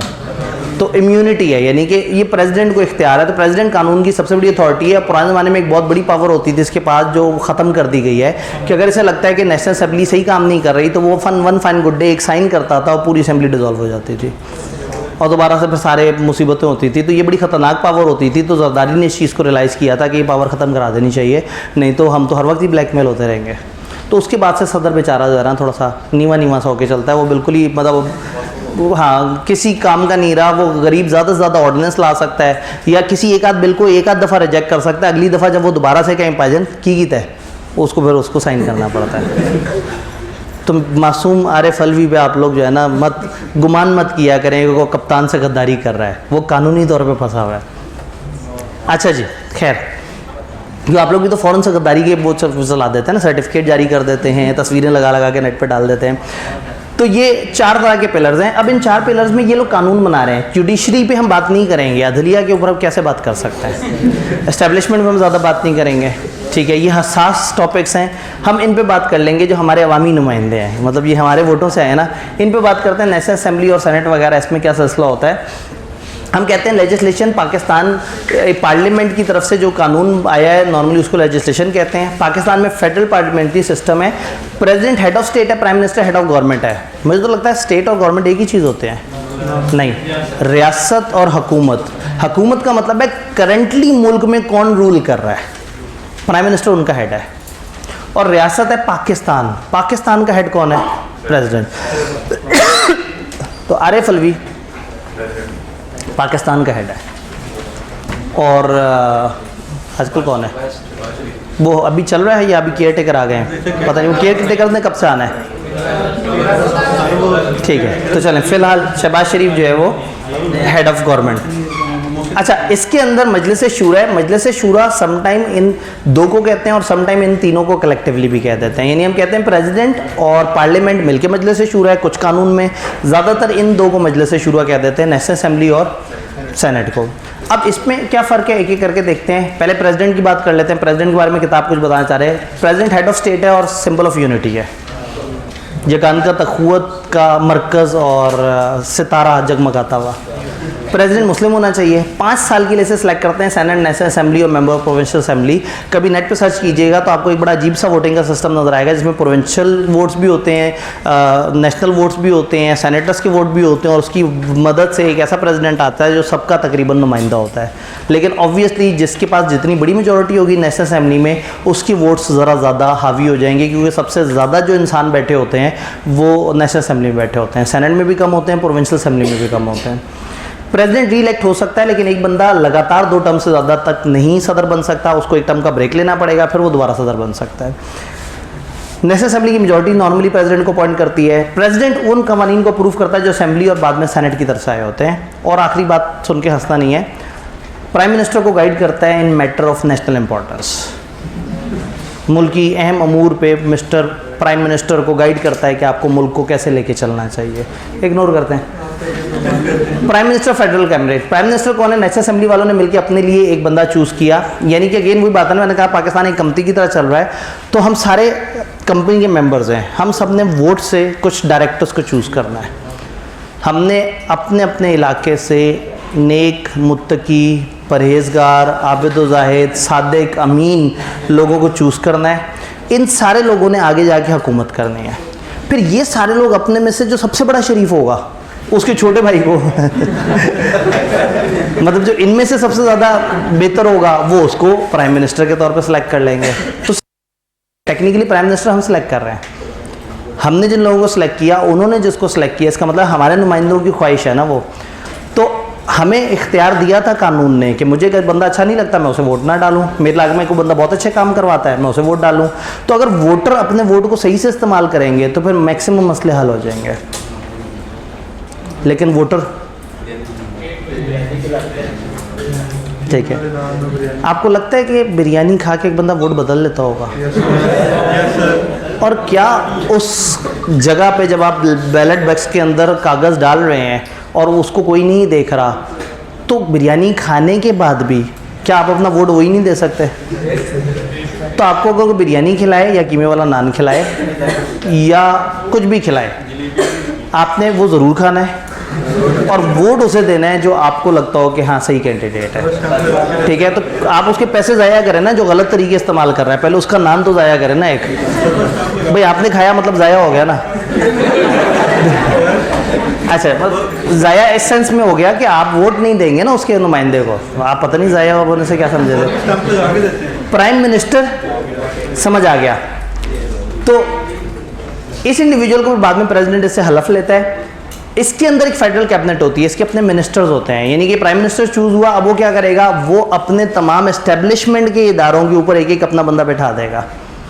तो जैसे ही प्राइम मिनिस्टर चूज होता है तो अचानक से होता है कि जो उसके आसपास बड़े सारे लोग फिर रहे हैं, मीटिंगें हो रही हैं, चाय चल रही हैं, हर कोई नज़रों में आने की कोशिश कर रहा है कि मुझे ये मिनिस्ट्री मिल जाए, मुझे ये मिनिस्ट्री मिल जाए। तो बेसिकली क्या होता है, उसकी कैबिनेट होती है, वो सारे वजीर मुशीर होते हैं जो अलग अलग डिपार्टमेंट्स के ऊपर आ जाते हैं और फिर वो कहता है मिस्टर प्रेसिडेंट से कि ये मेरी सजेशन है, आप बताएं। तो उसकी एडवाइस पे प्राइम मिनिस्टर के प्रेसिडेंट जो है वो अपॉइंट कर लेता है। मैं इस एडवाइस का तर्जुमा करता हूँ हुक्म। उसके हुक्म पे मिस्टर प्रेसिडेंट उनको ओके कर देते हैं। ये ऐसे ही है ना जैसे हम कहते हैं नेशनल असेंबली में मेजॉरिटी प्राइम मिनिस्टर को सिलेक्ट करती है, फिर उस इंडिविजुअल को कौन अपॉइंट करता है? या अपॉइंट करने से मुराद है कि भाई साहब सिर्फ हल्फ लेते हैं और कहते हैं हाँ भाई बहुत बहुत मुबारक हो। तो फेडरल कैबिनेट फिर नेशनल असेंबली के है, इसमें सीट्स लिमिटेड हैं, जितनी पॉपुलेशन है प्रोविंस की उसके हिसाब से मेंबर्स 5-5 साल के लिए आ रहे हैं और डायरेक्ट वोट दे रहे हैं रजिस्टर्ड वोटर, आप लोग अगर रजिस्टर हो जाए। ये लोग फिर अपने लिए स्पीकर, डिप्टी स्पीकर और प्राइम मिनिस्टर को चूज़ करते हैं। इनका most important function law making और फॉर्मुलेशन है, मजीद हाईलाइट कर दिया मोस्ट इंपॉर्टेंट फंक्शन। इंटरेस्टिंग बात यह है कि जो नेशनल असेंबली का सबसे बड़ा काम है वो कानून साजी है, और नेशनल असेंबली जो काम सबसे कम करती है वो कानून साजी है। सड़कें बनाना इनके ज़िम्मे नहीं है, पुल बनाना इनके ज़िम्मे नहीं है, बेवकूफ़ बनाना इनके ज़िम्मे नहीं है, सारी पार्टीज़ कवर हो गई ना। तो इनके ज़िम्मे ये सब नहीं है, इनके ज़िम्मे है कानून साजी, और ये सबसे कम काम उस पर करते हैं। दुख की बात ये है, अब ये देखिए हम 1872 का कॉन्ट्रैक्ट एक्ट पढ़ते आ रहे हैं, इतना भी इनको मौका नहीं मिल रहा कि हमें एक लेटेस्ट आज के दौर का जदीद कॉन्ट्रैक्ट एक्ट दे दें, नेगोशिएबल इंस्ट्रूमेंट ही बदल दें। बैंकिंग का लॉ है आजकल, इतनी इलेक्ट्रॉनिक बैंकिंग चल रही है। तो कहने का मतलब है कि इन्होंने कानून साजी करनी होती है असल में, बाकी काम इनके नहीं होते, लेकिन ये उन कामों में पंगा ले रहे होते हैं जिसका जो काम है वो नहीं कर रहा। जिसने इंटरप्रेट करके लॉ सज़ा सुनानी है वो एस्टेब्लिशमेंट वालों को जाके देख रहा होता है कि वो डिपार्टमेंट अपना काम सही कर रहे हैं या नहीं कर रहे। तो पता लगता है अदालत वाले छापे मार रहे होते हैं गवर्नमेंट के इदारों पे कि गवर्नमेंट के इदारे सही काम कर रहे हैं या नहीं कर रहे। गवर्नमेंट वाले इदारे कहते हैं भाई हमें क्या देख रहे हो, आप अपने केसेस तो पहले से सही निपटा लो। सदर प्राइम मिनिस्टर के कामों में मुदाखलत कर रहा होता है, प्राइम मिनिस्टर सदर को तंग कर रहा होता है, एस्टेब्लिशमेंट सबको तंग कर रही होती है। तो मतलब ये सब ओवरराइडिंग पावर्स में एक दूसरे के खिलाफ। अंग्रेज़ ऐसा सिस्टम बना के देके गया है कि कहीं कोई गालिब ना आए और इन सबको एक दूसरे के ऊपर बड़ी भरपूर पावर हो, लेकिन उसमें बहरहाल जिसमें यगानगत होती है, जिसमें अखुवत होती है, वो सबसे पावरफुल हो जाता है। प्रेसिडेंट, नेशनल असेंबली, सेनेटर ये लड़ते झगड़ते रहते हैं। तो एक इदारा जो नहीं लड़ता झगड़ता वो एस्टेब्लिशमेंट। एस्टेब्लिशमेंट का मतलब है गवर्नमेंट के सारे महकमे की सारी एजेंसीज। अक्सर मतलब ये गलत फहमी दूर कर दूँ, लोग समझते हैं एस्टेब्लिशमेंट का मतलब है आर्मी चीफ।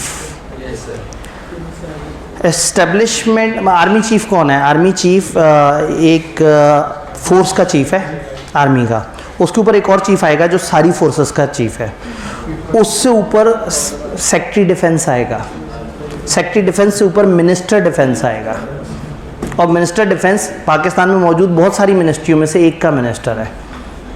तो कानूनी रैंकिंग कुछ यूँ बनती है, कानूनी रैंकिंग, मेरे इन अल्फाज में बड़ा गम छुपा हुआ है। कानूनी तौर पे रैंकिंग ये बनती है। बाकी आपको पता है जहाँ सारे कानून फॉलो नहीं हो रहे, जो हम कानून पढ़ रहे हैं इसको क्या कहते हैं? कॉन्स्टिट्यूशन। हम पाकिस्तान का आइन पढ़ रहे हैं, ये 1973 का आइन है। ये 10वां लॉ जो हमारे सिलेबस में है वो 1973 का आइन है। इस वक्त हम आइन में से बातें पढ़ रहे हैं। जल्दी से आगे चलते हैं, वक्त कम है। फिर सेनेट है दूसरा इदारा। सेनेट क्या है?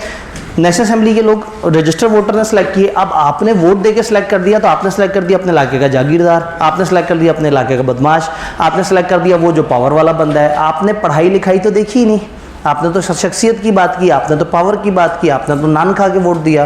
तो ऐसे में क्या हुआ कि ये नुमाइंदे आए वो शायद इतने पढ़े लिखे ना हो, तो फिर हमें एक और बॉडी की ज़रूरत है जो थोड़ी पढ़ी लिखी भी हो। तो फिर सेनेट आती है। सेनेट में कुछ टेक्नोक्रेट्स होते हैं, टेक्निकल सीट्स होती हैं, उलमा की सीट होती हैं, ख़वातीन की सीट होती हैं, अलग अलग तरह से। फिर तमाम सूबों को अक्सरियत बराबर मिलती है। नेशनल असेंबली में क्या होता है कि हर कोई रोता रहता है जी पंजाब के पास सीटें हैं, पंजाब जो कहता है वही पूरे मुल्क में चलता है। तो सेनेट में क्या होगा? पंजाब सिंध दोनों की बराबर सीटें होंगी। और पंजाब में फॉर एग्जांपल अगर 50 लोग हैं और सिंध में अगर 30 लोग हैं और इन सब ने 10-10 सेनेटर अपॉइंट करने हैं, तो पंजाब के 5 बंदे मिलकर एक सेनेटर अपॉइंट करेंगे, सिंध के 3 बंदे मिलकर एक सेनेटर अपॉइंट करेंगे। तो सेनेटर अपॉइंट करते हैं, तो इससे क्या होता है? सूबों की नुमाइंदगी आ जाती है और एक इंडिपेंडेंट बॉडी आ जाती है जो कानून साजी में देख रही होती है नेशनल असेंबली को। ये गड़बड़े करे तो सेनेट ने पूछती है। अच्छा, सेनेट में मिक्सिंग होती है क्योंकि सेनेट का हर 3 साल बाद इलेक्शन होता है और जो बंदे आते हैं वो 6-6 साल के लिए आते हैं। ये अजीब सी बात है, बंदे 6 साल के लिए आते हैं और इलेक्शन 3-3 साल बाद होता है। क्योंकि हुआ ये कि जब पहली दफ़ा सेनेट आई, फॉर एग्जांपल शुरू में ईयर 0 पे सेनेट के आधे बंदों का इलेक्शन हुआ और वो 6 साल के लिए आ गए। जब 3 साल गुजरे तो बकाया आधे बंदे सेलेक्ट हो गए, वो अगले 6 साल के लिए आ गए। जब यहाँ पहुँचेंगे तो इनका टेन्योर एक्सपायर हो चुका होगा, यहाँ फिर आधे बंदों का इलेक्शन होगा, वो अगले 6 साल के लिए होंगे। तो हर 3-3 साल बाद इलेक्शन होगा और हर दफ़ा आधे बंदे सेलेक्ट होंगे और जो सिलेक्ट होगा वो 6 साल के लिए आएगा। तो एट एनी गिवन टाइम एक वक्त में सेनेट में मौजूदा हुकूमत, पिछली हुकूमत और उससे पिछली हुकूमत की नुमाइंदगी मिक्स चल रही होगी और सिर्फ विफाक की नहीं सूबों की भी नुमाइंदगी चल रही होगी। तो this can be reasonably presume के senate is much more independent इदारा देन नेशनल असेंबली, क्योंकि उसमें बहुत ज़्यादा मिक्सिंग है और उसके अंदर फिर उतना ज़्यादा दबाव नहीं है या उतना ज़्यादा इन्फ्लुएंस नहीं है रूलिंग पार्टी का। जी, अब पार्लियामेंट क्या है? पार्लियामेंट एक ऊपर एक बॉडी है जिसके अंदर ये 2 हाउसेज हैं। इन 2 हाउसेज को मिला के देखें तो ये पार्लियामेंट कहलाता है। नेशनल असेंबली एक हाउस है, सेनेट एक हाउस है। तो सेनेट के बारे में ये कह रहे हैं कि सेनेट का इलेक्शन 3-3 साल बाद होता है। ये अपने लिए चेयरमैन, डिप्टी चेयरमैन वो करते हैं। ये नेशनल कोहेजन के लिए, हार्मनी के लिए और छोटे सूबों के फियर एलिवेट करने के लिए है कि बड़ों ने तो सारी गेम अपने हाथ में रखी हुई है, उसको कवर करते हैं। चेयरमैन के पास एक खास पावर है कि अगर मुल्क में सदर किसी वजह से सदर की कुर्सी खाली हो जाए तो चेयरमैन सेनेट जो है वो नेक्स्ट इन लाइन है, वो मुल्क का डीम सदर तस्वुर किया जाएगा ऑटोमेटिकली। अगर सदर किसी वजह से मर जाता है, चला जाता है, निकाल दिया जाता है, व्हाट्सएवर, कभी भी सदर की पोजीशन खाली हो तो नए सदर के आने तक चेयरमैन सेनेट मुल्क का कायम मकाम सदर बन जाता है। तो ये एक एक्स्ट्रा पावर है जिसकी वजह से थोड़ा सा ज़रा ये चेयरमैन सेनेट ज़रा सियासी पोस्ट हो जाती है और इसमें फिर जो है वो बहुत नेक अच्छे लोग भी सियासतें करके गलत लोगों के साथ मिल मिला के अपनी पसंद का चेयरमैन सेनेट ले आते हैं ताकि गड़बड़ ना हो। तमाम कवानीन सेनेट भी अप्रूव करती है मनी बिल्स के अलावा। मनी बिल जो पैसे वगैरह के होते हैं, जो बजट्स वगैरह के बिल होते हैं, ये सिर्फ नेशनल असेंबली देखती है क्योंकि उसमें हम डिले नहीं कर सकते। बाकी तमाम बिल्स में सेनेट भी साथ साथ होती है। अब कानून साजी कैसे होती है इसको देखते हैं। मुल्क में कानून साजी कैसे होती है? एक बिल किसी एक हाउस में ओरिजिनेट होता है। बिल का मतलब एक ऐसा लॉ जो अभी पास होना है। किसी भी हाउस में ओरिजिनेट हुआ एक बिल, वो हाउस उसे देखेगा, देखने के बाद वो दूसरे हाउस को भेज देगा कि हमने देख लिया, तुम देखो तुम्हें कैसा लग रहा है। अगर वो दूसरे हाउस के पास गया और दूसरे हाउस ने विदाउट अमेंडमेंट ओके कर दिया तो मिस्टर प्रेसिडेंट को चला जाएगा। और अगर दूसरे हाउस ने गड़बड़ कर दी, उसने कहा नहीं ये सही नहीं है, वापस भेज दिया, तो जो उसने एतराज़ किया वो ठीक करके उसे भेजें। अब उस पर वाजिब होगा कि वो उसको ओके करके मिस्टर प्रेसिडेंट को भेजें। तो इसका मतलब है बिल किसी भी हाउस की तरफ से आ सकता है। सेनेट भी पेश कर सकता है, नेशनल असेंबली भी। नेशनल असेंबली में बिल आया, पहले उन्होंने पास किया, फिर सेनेट को भेजा, या सेनेट में बिल आया था, उन्होंने पास किया और किसको भेज दिया? नेशनल असेंबली को। जब दोनों ने ओके कर दिया तो सदर के पास चला गया और सदर ने भी ओके कर दिया तो एक्ट बन गया। जो सदर खुद ही से कानून ले आए उसे ऑर्डिनेंस कहते हैं और जो पार्लियामेंट की तरफ से आता है उसे एक्ट कहते हैं। अब एतराज़ कहाँ हो सकता है? बिल जिस हाउस में ओरिजिनेट हुआ वहीं एतराज़ हुआ, बेचारा ओरिजिनेट होती फौत हो जाएगा। पहला लेवल। दूसरा लेवल, जिस हाउस में ओरिजिनेट हुआ तो उसने को कर दिया, दूसरे हाउस में पहुंचा, इन्होंने एतराज़ कर दिया। अब क्या होगा? ये वापस करेंगे उन्हें और उनसे कहेंगे इसे ठीक करो। और अगर वो लड़ पड़ेंगे नहीं है तो बिल्कुल ठीक है, तो फिर जॉइंट सेशन बुलवाना पड़ेगा, इन दोनों को इकट्ठे बिठाना पड़ेगा। और अगर ये एतराज़ करें पीछे वाले हाउस को और वो एतराज़ ठीक करके भेज दे तो समझे दोनों की तरफ से ओके हो गया, फिर मिस्टर प्रेसिडेंट के पास चला जाएगा। तो ये बेसिकली इस तरह से इसमें वो है कि अगर बिल पास हो जाए विद अमेंडमेंट तो सेंडबैक को होगा उस हाउस को जिसमें ओरिजिनेट हुआ था, फिर वो उसको ओके करके मिस्टर प्रेसिडेंट को भेज देंगे। कुछ केसेस में जॉइंट सेटिंग होगी दोनों हाउसेस की, यानी अगर बिल रिजेक्ट होता है अदर हाउस की तरफ से या वो पास नहीं करते तो जॉइंट सेटिंग होगी, या बिल अमेंडमेंट के साथ भेजा जाता है और वो उसके बाद उस पर एतराज़ करते हैं। तो यानी किसी भी जगह जहां आपस में झगड़ा हो जाए दोनों हाउसेस में या इख्तलाफ आ जाए वो जॉइंट सेटिंग होगी। अच्छा, मिस्टर प्रेसिडेंट को भेजिए और मिस्टर प्रेसिडेंट कहे कि इसमें मसला है और वापस भेज दे तो वो दोनों हाउसेस को फिर इकट्ठे बैठना पड़ेगा, क्योंकि दोनों हाउसेस ने तो ओके किया हुआ था। तो ये बेसिकली ये प्रोसेस है। प्रेसिडेंट के पास चीज़ गई तो उसने उसको अप्रूव करना है और अप्रूव करके उसको बताना है कि ये लॉ बनेगा या नहीं बनेगा। अगर वो अप्रूव नहीं करता तो फिर उसे रीज़न देनी होंगी। यहाँ पे एक छोटा सा मामला है, अगर नेशनल असेंबली डिसॉल्व हो जाए इस प्रोसेस में, सेनेट तो हर वक्त जिंदा है, सेनेट के तो आधे बंदे जाते हैं ना, बाकी बंदे तो रहते हैं। नेशनल असेंबली पूरी की पूरी ख़त्म हो जाती है। तो अगर एक बिल दरमियान में और नेशनल असेंबली क्या होगा, सवाल ये है कि वो बिल पेंडिंग नेशनल असेंबली में या सेनेट में। अगर बिल ओरिजिनेट नेशनल असेंबली में हुआ और नेशनल असेंबली डूब गई तो बिल भी डूब गया। नेशनल असेंबली ने ओके करके सेनेट को भेजा था, सेनेट वालों ने अभी उसके ऊपर बात करनी थी कि ये डूब गए, तो ये डूब गए तो इनका वो बिल भी डूब गया, क्योंकि अभी तक अगले ने उसको अप्रूव नहीं किया था। उलट तरफ आते हैं, सेनेट में एक बिल ओरिजिनेट हुआ और नेशनल असेंबली डूब गई तो डूब जाए, बिल तो यहाँ पे पड़ा हुआ है, बिल जिंदा है। सेनेट ने उसको ओके करके भेजा, रास्ते में था, नेशनल असेंबली डूब गई, जो नई आएगी नेशनल असेंबली वो इसी बिल को देख लेगी, क्योंकि सेनेट तो जिंदा है और सेनेट ने ओके किया हुआ है।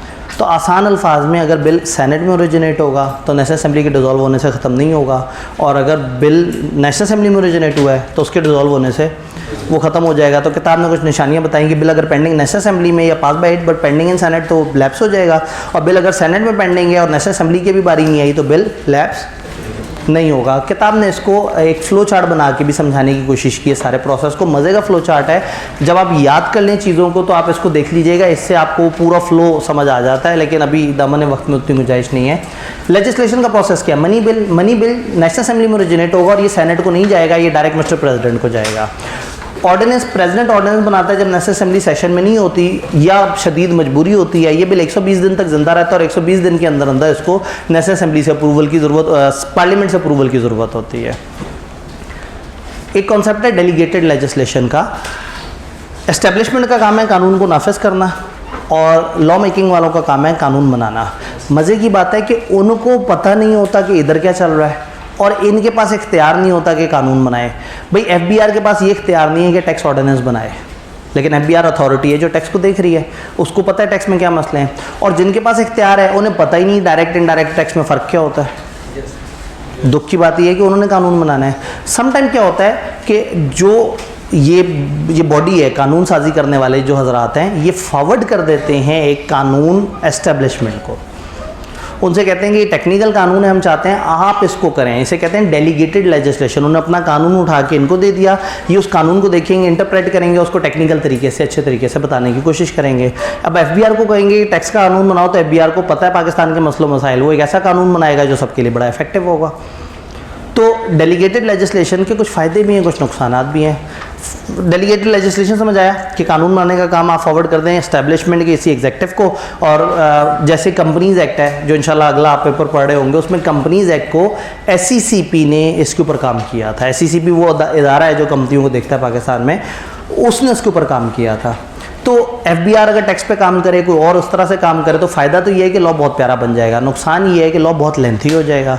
नुकसान ये है कि वो अपने इख्तियारात डाल देंगे। आप कंपनीज एक्ट में पढ़ेंगे जगह जगह लिखा हुआ है एज SCCP में स्पेसिफाई, तो फिर टैक्स के कानून में भी एफबीआर इतनी सारी पावर्स अपने पास रख लेगा कि वो फिर इदारा ओवर रूल कर रहा होगा चीज़ों को।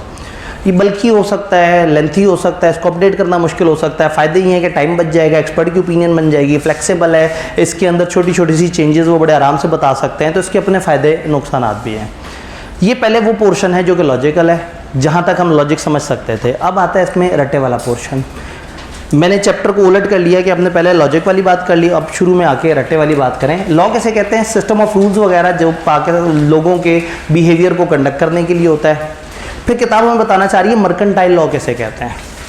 मर्केंटाइल लॉ एक सिविल लॉ है, सिविल लॉ के ऊपर बात करते हैं जो rights and obligation of persons जो आपस में है उसको डील करता है। मैं अक्सर बोलता हूँ तिजारती कानून, मर्केंटाइल लॉ तिजारती कानून को कहते हैं। ICAP इस पेपर को बिजनेस लॉ कहता है, लेकिन ये असल में बिजनेस लॉ नहीं है, ये मर्केंटाइल लॉ है। पुराने ज़माने में एक मर्केंटाइल लॉ होता था, 2013 में एक कंपनी लॉ होता था, ICAP ने इन दोनों को मर्ज किया और एक बिजनेस लॉ का बड़ा पेपर बना दिया। फिर इसको डीमर्ज करने के बाद छोटे पेपर को बिजनेस लॉ कहती है और एक दूसरे पेपर को कंपनी लॉ कहती है, हालांकि वो मर्केंटाइल लॉ और तो लेकिन उस ज़माने की डेफिनेशन अभी भी मौजूद है, क्योंकि बिजनेस लॉ तो ऑफिशियल वर्ड नहीं है, ऑफिशियल वर्ड तो मर्केंटाइल लॉ है। तो mercantile law mainly civil law को डील करते हैं, जो कि लोगों का लोगों से मामला देख रहा होता है। यानी कि कुछ सिविल लॉ होते हैं, कुछ क्रिमिनल लॉ होते हैं। सिविल लोगों का लोगों से मामला, क्रिमिनल लोगों का गवर्नमेंट से मामला। एक बंदे ने दूसरे से कुर्सियाँ ली और उसको पैसे नहीं दिए, तो ये उस बंदे का दूसरे बंदे से मामला है। कुर्सी भेजी, कुर्सी ख़राब थी, उसने कहा मैं कुर्सियाँ लेके आ रहा हूँ, मना कर दिया। ये सारे आपस के मामले हैं। पार्टनरशिप में पार्टनर ने एक दूसरे से धोखा कर दिया, तो ये जो लोगों का लोगों से मामला ये सिविल है। लेकिन एक बंदा कत्ल करता है, एक बंदा दहशतगर्दी करता है, एक बंदा कानून तोड़ता है, एक बंदा आइन तोड़ता है, एक बंदा रिश्वतें लेता है, ये उसने पूरे मुल्क के साथ जुल्म किया है। ये क्रिमिनल लॉ है, इसमें स्टेट सज़ा सुनाएगी आपको। यानी कि जो दो पार्टीज़ होती है ना, एक एक वो शख्स जिस पर इल्ज़ाम लगा है और एक जो इल्ज़ाम लगा रहा है। तो सिविल लॉ में ये दोनों इंसान होते हैं। क्रिमिनल लॉ में एक तरफ एक बंदा जिस पर इल्ज़ाम लगा और दूसरी तरफ गवर्नमेंट खड़ी हुई होती है, रियासत होती है। रियासत बामुकाबला वो शख्स होता है। तो यहाँ किताब इन दोनों में फ़र्क बताने की कोशिश करती है कि सिविल लॉ में राइट्स एंड ड्यूटीज़ पर्सन्स के आपस में हैं, और हम देखते हैं कि जो रॉन्ग डूअर है उससे रेमेडी वगैरह किस तरह से ली जाए। वायलेशन सिविल लॉ की टॉट है, बुरी बात है, जुर्म नहीं है, क्राइम नहीं है, गलत बात है। और ये क्या है, कंडक्ट जो अनडिज़ायरेबल है और हम चाहते हैं कि लोग क्या ना करें, और यहाँ जो लोग गलत काम करेंगे वो क्राइम कहलाएगा और स्टेट उनके खिलाफ एक्शन लेगी। इसका पर्पज़ है इंजर्ड को कंपनसेशन देना, याद है, मजलूम की हिमायत, और इसका मकसद है जालिम को सज़ा सुनाना, पनिश करें ताकि सोसाइटी रेगुलेट हो। यहाँ पे जो हार्म हुआ है उसके ऊपर मुकदमा होगा। यहाँ ज़रूरी नहीं कि हार्म हुआ हो, आपने सिग्नल तोड़ा और किसी से टक्कर नहीं भी लगी तो भी आपने सिग्नल तोड़ा, कानून तोड़ा, तो गड़बड़ हो जाएगी। मैं बल्कि पैगाम दे दूँ इंतज़ामिया को, शायद उनको बाहर भी अगर कोई स्टूडेंट गलती से आ जाए तो उन्हें बताना है कि आज क्लास जो है ना वो कम से कम 20 मिनट लेट है। अब वो सर ने भी बच्चों को बताया हुआ होगा, लेकिन वो हो सकता है सर ने कितना बताया हुआ है, 70 बताया हुआ है, बस ठीक है, सही है। मैं 2:35 तक जा आखिरी दिन आगे सर के पास टाइम ही टाइम होगा, वो जो है ना आराम से खेलते रहेंगे।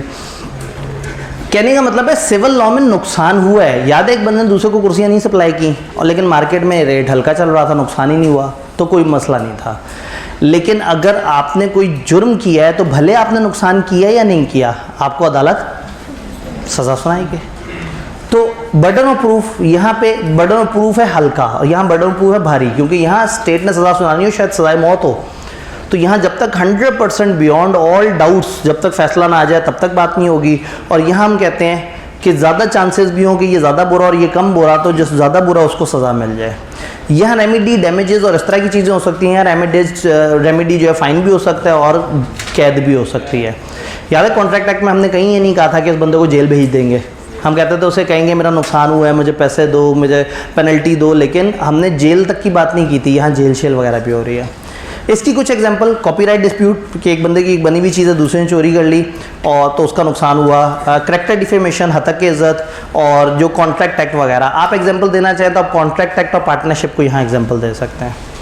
अगर क्रिमिनल लॉ की एग्जांपल देखना चाहें, पाकिस्तान पिनल कोड दफ़ा ताज़ीरात पाकिस्तान, जिसका जगह जगह हम जिक्र करते हैं, एंटी मनी लॉन्ड्रिंग का कानून, इलेक्ट्रॉनिक क्राइम का कानून, ये सारे क्रिमिनल लॉज हैं जिसमें क्राइम पर सज़ा सुनाई जाती है।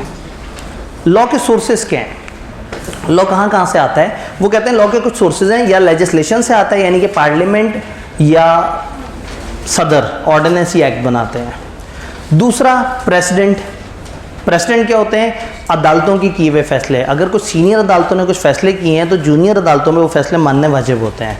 एक बड़ी सीनियर अदालत ने एक मामले का खास फैसला सुनाया कवानीन के मुताबिक, तो छोटी अदालत में एग्जैक्टली जब वही वाला केस आएगा तो छोटी अदालत का जहाँ वो उसने कानून की और किताबें देखनी है, वहाँ उसने एक किताब देखनी है जिसमें प्रेसिडेंट्स लिखे हुए हैं, बड़ी अदालतों के फैसले।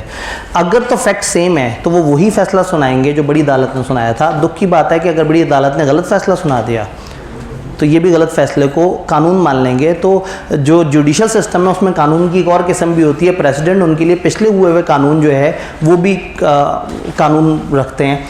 एग्रीमेंट, समटाइम पार्टीज़ का आपस में एग्रीमेंट होता है जिसमें कानून बन जाता है। और देन कस्टम्स, कई दफ़ा रवायात होती हैं, कई दफ़ा तौर तरीके होते हैं, कई दफ़ा कुछ इलाके में कुछ चीज़ें ऐसी होती हैं जो कानून नहीं होती लेकिन कानून बन जाती हैं, कि इस इलाके में शाम 7 बजे के बाद नहीं निकलना, ठीक है। अब वो शाम 7 बजे के बाद नहीं निकलना आहिस्ता आहिस्ता कानून बन जाता है, और वालिदैन बच्चों से कहते हैं कि नहीं बेटा 7 बजे के बाद घर से बाहर नहीं निकलना। कहता है कौन सी कानून की किताब में लिखा है, किसने मना किया? वो कहते हैं नहीं भाई, जो हमारा समाज है, जो ओवरऑल सिचुएशन है उसमें हमें लग रहा है कि ये ख़तरनाक बात है। तो कुछ कानून नहीं होते, रवायात होती हैं, और वो रवायात इतनी सख्त होती हैं कि कानून की तरह वाजिब हो जाती हैं। किताब ने एग्जाम्पल दी जैसे रिलीजियस कुछ सेंटिमेंट्स, वो भी तकरीबन कानून के बराबर अहमियत रख रहे होते हैं, तो समटाइम उसकी सेंसिटिविटी भी कानून के बराबर होती है। तो ये कुछ चीज़ें बताई हैं। यहाँ भाई एक सवाल पूछना चाह रहे थे, जल्दी से सवाल पूछें क्योंकि हमने अब आगे जाना है। सर सिविल लॉ को भी तो अदालत डील करता है, अदालत भी तो गवर्नमेंट की तरफ से होता है। जी, अदालत डील करता है, अदालत डील करता है जज बन के। अदालत इज़ नॉट गवर्नमेंट। अदालत तो वो है ना मुंसिफ, काजी, वो तो साइड पे बैठ के वो तो गवर्नमेंट का केस भी सुनेंगे। अगर गवर्नमेंट ने जुर्म किया तो उनको भी सज़ा सुनाएंगे। तो अदालत ने केस सुनना है, सिविल होगा, एक इंसान और 2 इंसान आए और उन्होंने कहा इसने मेरे साथ जुल्म किया, उसने कहा इसने मेरे साथ जुल्म किया। क्रिमिनल में अदालत वहीं बैठी हुई है, एक तरफ से गवर्नमेंट आई और एक तरफ से एक इंसान आया। गवर्नमेंट ने कहा इस इंसान ने कत्ल किया है, तो वो 2 पार्टीज़ में एक गवर्नमेंट होती है, लेकिन अदालत तो अदालत है। अदालत इज़ नॉट गवर्नमेंट। ये पिलर्स है ना, तो ये हर पिलर को अलग अलग तरह से डील करना है। आईन पाकिस्तान, किताब को अचानक से लगा कि आपको आइन की जानकारी भी होनी चाहिए, तो हमारे सिलेबस में उन्होंने आइन का एक बेसिक स्ट्रक्चर दे दिया। उन्होंने कहा जो आइन है वो अप्रैल 10 को बना था, लेकिन अगस्त 14 को रेटिफाई हुआ था, इसकी तस्दीक तब हुई थी, अच्छी तारीख थी। उन्होंने कहा सोचा इस वक्त कर देते हैं।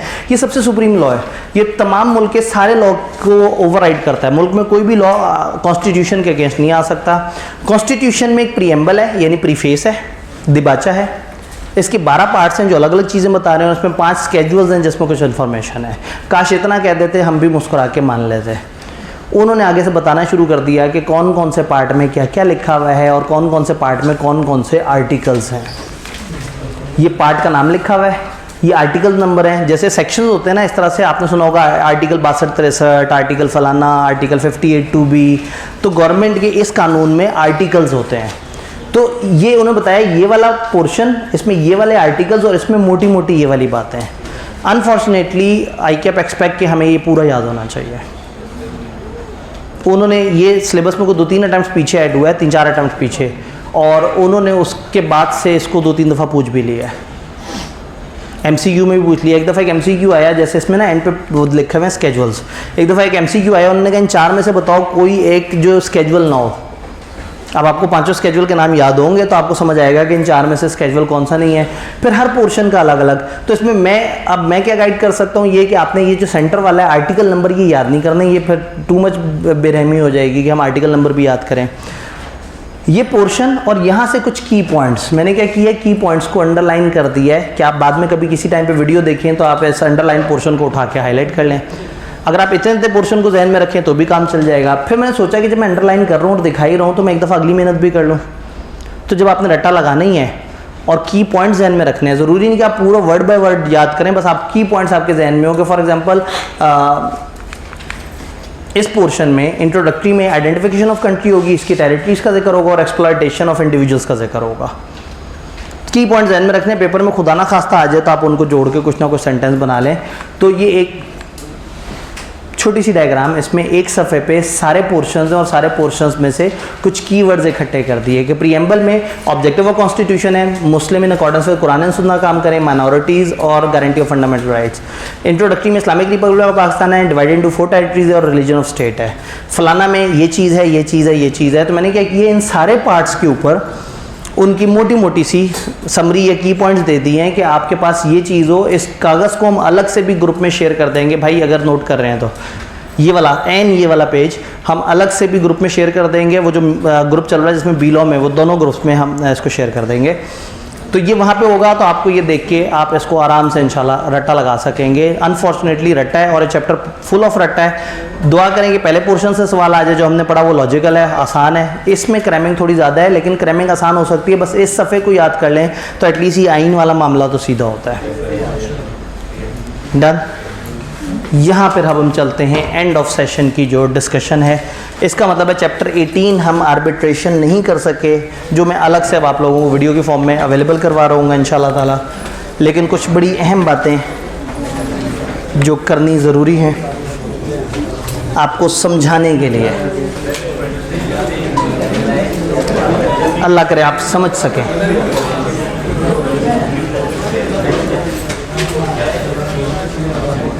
महंगा महंगी में पीछे से मिटाना शुरू कर दो कि भाई साहब तो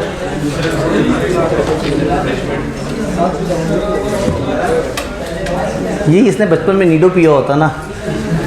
चला है भाई। हाँ जी, जल्दी से कोई सवाल। जी जी, कहाँ जी? ईमेल की थी, रिप्लाई नहीं किया। ठीक है, सही है। एक अहम बात है, मैंने कहा मैं नॉर्मली डेली बेसिस पर रिप्लाई कर रहा होता हूँ, मैं अपनी स्टेटमेंट रिवाइज करता हूँ। पिछले 1-2 दिन में मैं डेली सुबह 3:45 के आसपास घर पहुँच पा रहा हूँ, और मैं अपने कंप्यूटर तक भी नहीं पहुँच पा रहा, ईमेल्स तक। तो उसके बावजूद भी मैं कुछ ना कुछ जगह कुछ वो काम कर रहा हूँ, सिलेक्टेड ईमेल्स फिर भी रिप्लाई कर पा रहा हूँ। और इस वक्त चूँकि अर्ली एनरोलमेंट ओपन हुई है, तो कल के दिन में 125 ईमेल्स आ गई। मतलब लोग भी जज्बाती हुए होते हैं कि दाखिला मिल जाए, पता नहीं सीटें ख़त्म नहीं हो जाएंगी। मैंने वीडियो में बाकायदा खासतौर पे कहा है कि नहीं ख़त्म होंगी सीटें, हम वो नहीं करेंगे कि नहीं आ जाओ एडमिशन ले लो, मर जाओगे तबाह हो जाओगे। हाँ, सीट्स ज़ाहिर है इस वक्त लोगों का रश ज़्यादा आता है, तो हमने सीट्स थोड़ी कम 1/3 उस वक्त के लिए रिजर्व रखी हुई हैं। तो अब उस चक्कर में फिर इस वजह से कुछ ईमेल्स वगैरह ज़्यादा आ रही हैं, तो ये 1-2 दिन थोड़े से मेरे मुश्किल गुजर जाएँ। इंशाल्लाह ताला डेली बेसिस पे दोबारा ईमेल्स वापस वो होना शुरू हो जाएंगे। सेशन भी एंड हो रहा है ना, बहुत सारी एक्टिविटीज़ हैं।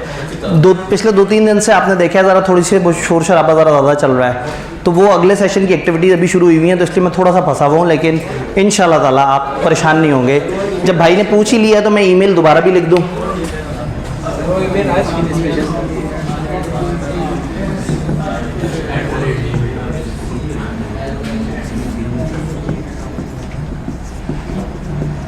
तो आसान से आतिफ आब्दी और fca@gmail.com।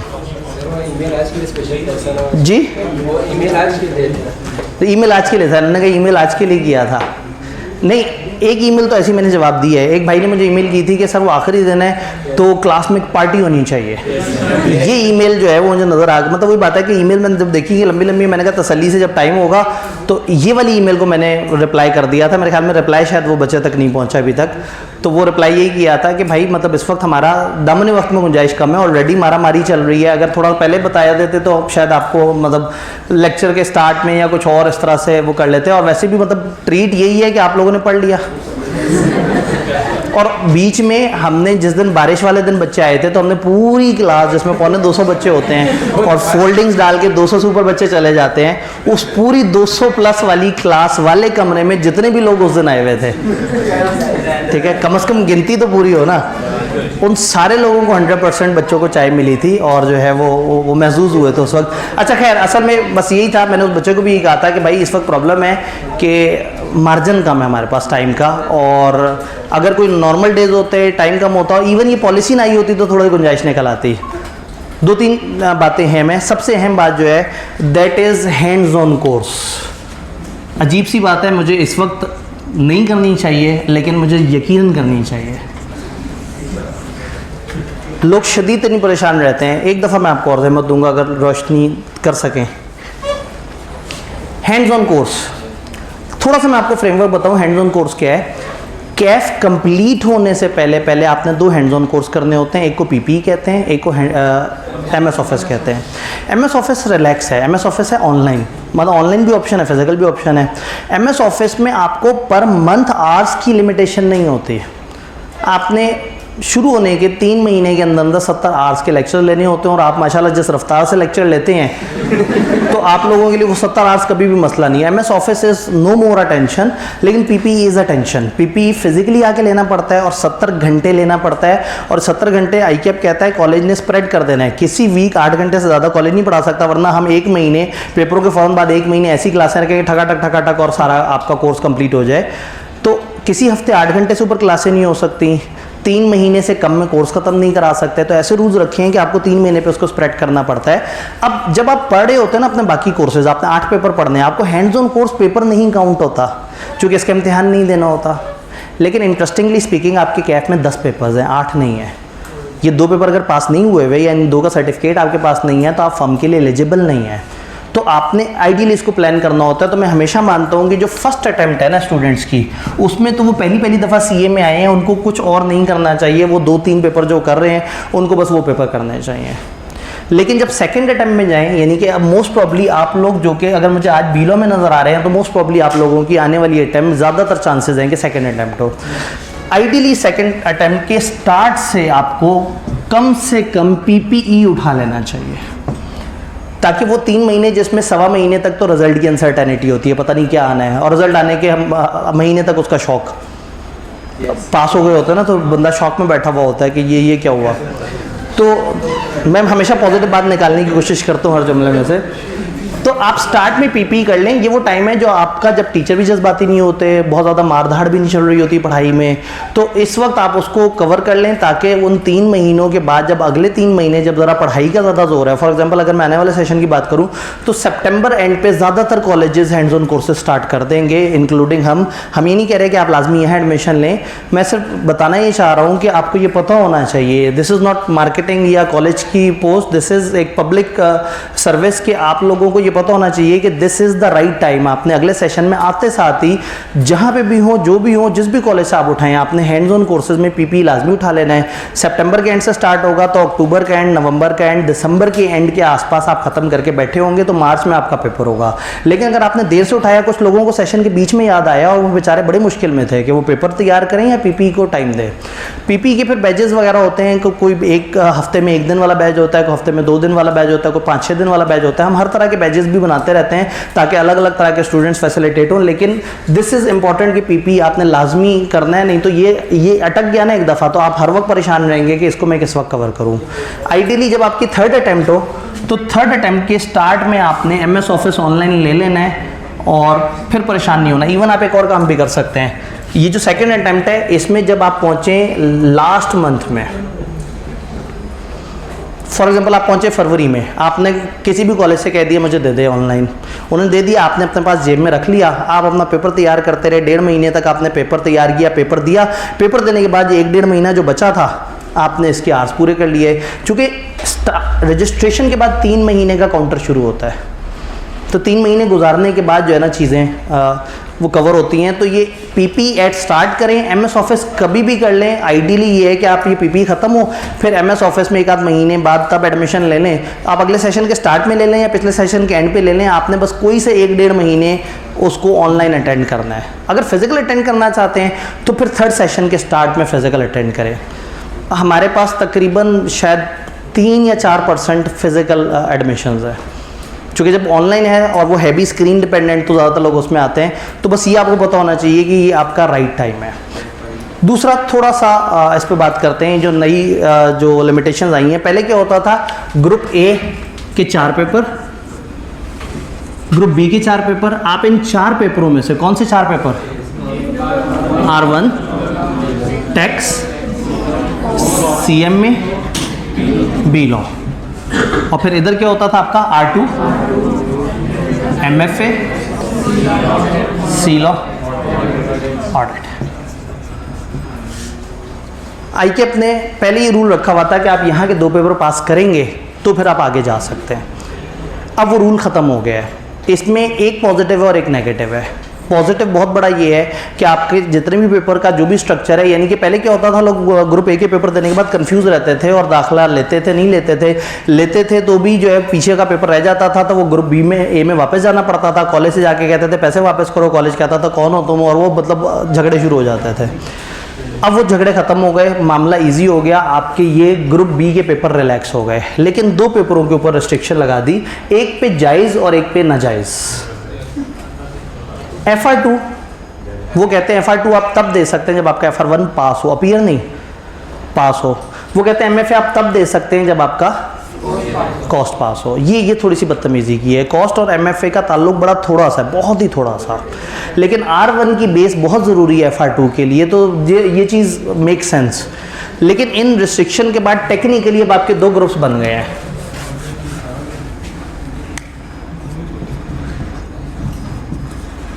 Group A, group B.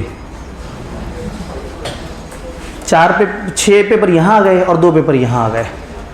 Ideally शायद अब ये सबसे आखिरी पेपर आपके बन रहे हो। अब अगेन आप लोग तो इस वक्त बीच में हैं, तो आप अपने मिसिंग कम्बिनेशन उठाएंगे। कहने का मतलब अब आपने ग्रुप बी से वो पेपर उठा सकते हैं जो आप उठाना चाहें। ऑडिट में कभी भी रिकमेंड नहीं करता था लोगों को कोई FR2 से पहले उठाए, लेकिन अब जो कम्बिनेशन है उसमें यह है कि FR1 आपने दिया हुआ होगा, उसका रिजल्ट अभी पता नहीं होगा, और खुदा ना खास्ता अगर रह जाए तो ऑडिट तब तक नहीं उठा पा रहे होंगे जब तक FR2, और फिर FR2 सबसे एंड पे उठाना और उसके बाद ऑडिट उठाएं, इसके साथ उठाएं तो फिर मुश्किल हो जाएगा।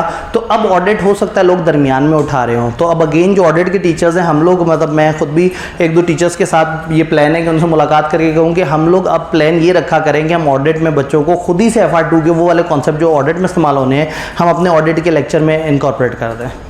तो ऑडिट वॉज द पेपर जो सीनियर पेपर होता था, अब ऑडिट थोड़ा सा पीछे आ गया है, क्योंकि अब FR2 तब तक नहीं ओपन हो सकता जब तक FR1 पास ना हो। MFA तब तक ओपन नहीं होगा जब तक CMA। ये MFA वाली चीज़ पे बहुत एहतजाज चल रहा है, तकरीबन सारे कॉलेजेस ऑफिशियली ICAP को बार बार कह रहे हैं। तो शायद अल्लाह करे, दुआ करें कि ये वाला एतराज़ लिफ्ट हो जाए, लेकिन ये एतराज़ अपनी जगह पर उसी तरह से वैलिड है। कहने का मतलब है कि अब आने वाले टाइम में अगर आप FR2 सोच रहे थे तो एक दफ़ा पहले FR1 के पास होने का इंतजार आपको करना पड़ेगा। इसका मतलब है फिर आने वाले सेशन में FR2 should be the paper जिससे आप थोड़ा सा दूर रहे।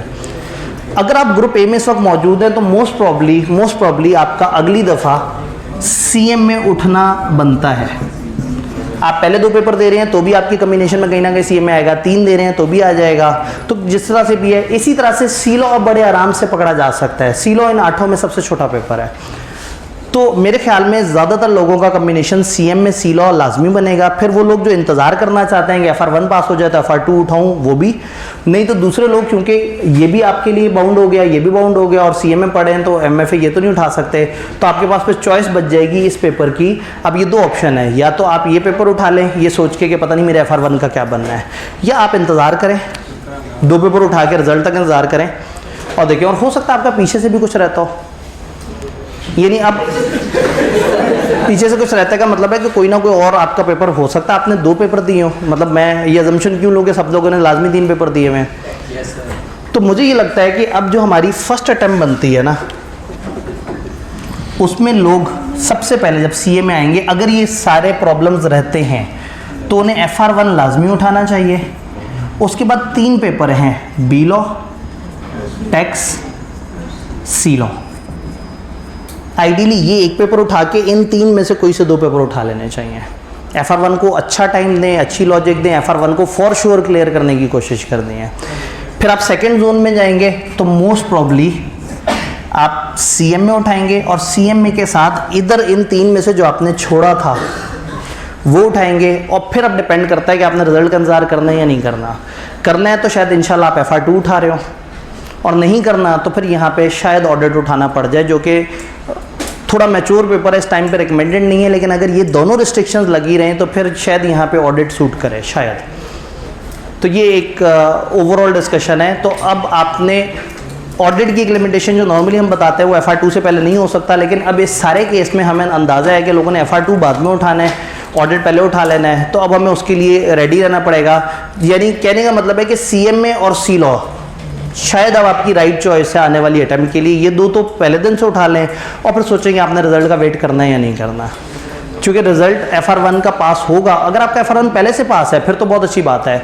आने वाले सेशन में अगर ये ग्रुप वाला मसला ना बनता, ये मसला ना आता, तो आइडियली जो आइडियल कम्बिनेशन था वो CM में FR2 और कंपनी लॉ था। ठीक है, तो वो अब आपका अपना मामला है कि किस तरह से करें। लेकिन तो ये नई स्कीम ना, अब प्रॉब्लम क्या, नई स्कीम या ये नई कैलकुलेशन आने पे हमें एकदम से परेशान हो जाना चाहिए? होना चाहिए, क्यों नहीं होना चाहिए?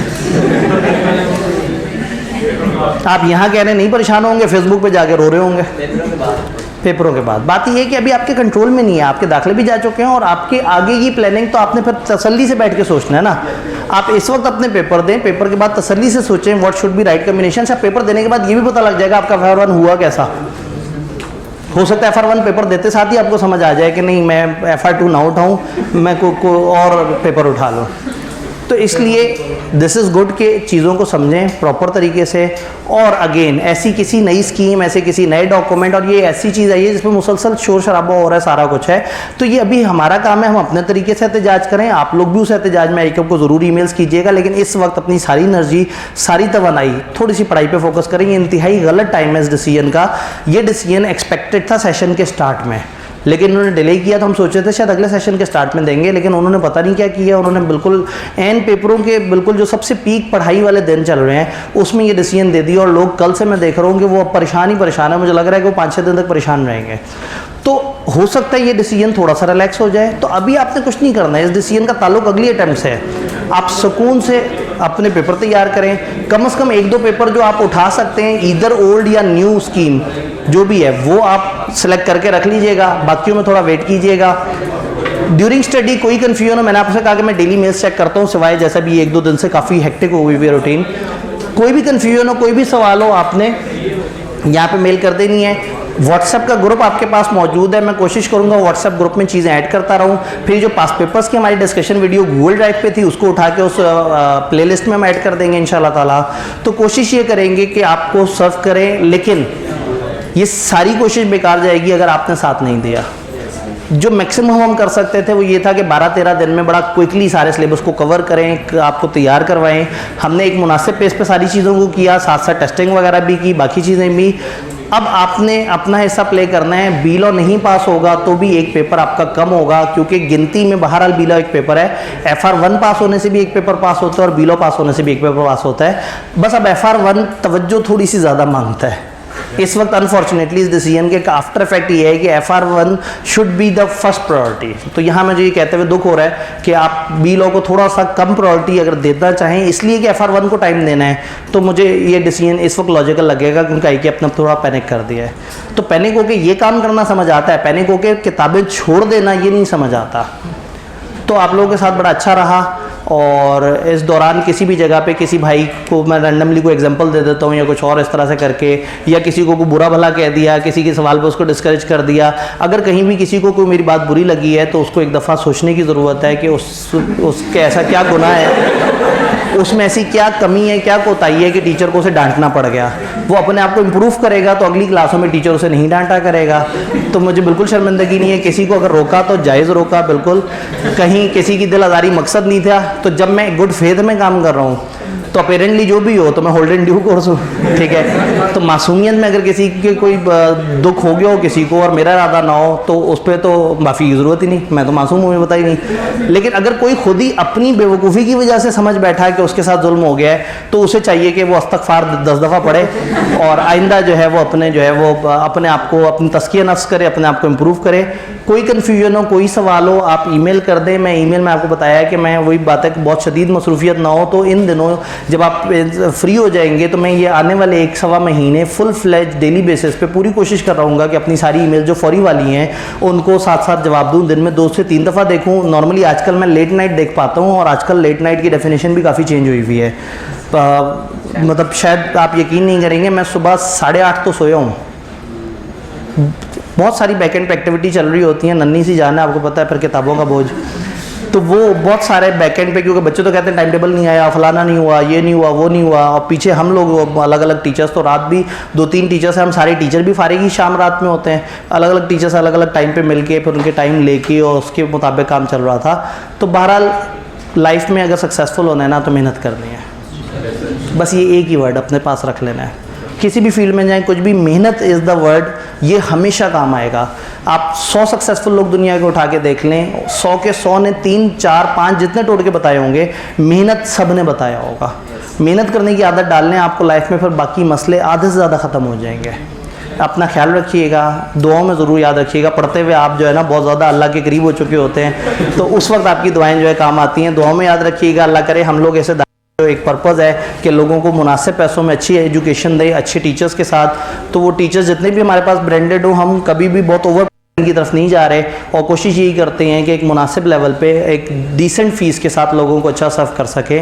तो फिर भी अगर उसमें कोई कोताही रह जाए तो इसमें आप मतलब अपने आप को वो मत कीजिएगा, हमें माफ़ कर दीजिएगा, क्योंकि हम अच्छा पढ़ाने के चक्कर में शायद कुछ चीज़ों को उतना डिसेंट नहीं कर पाते, लेकिन हमारा मेन मकसद होता है जो क्लास में लोग हैं उनको चीज़ समझ आए। इंशाल्लाह ताला मिलते हैं। बहुत बहुत शुक्रिया।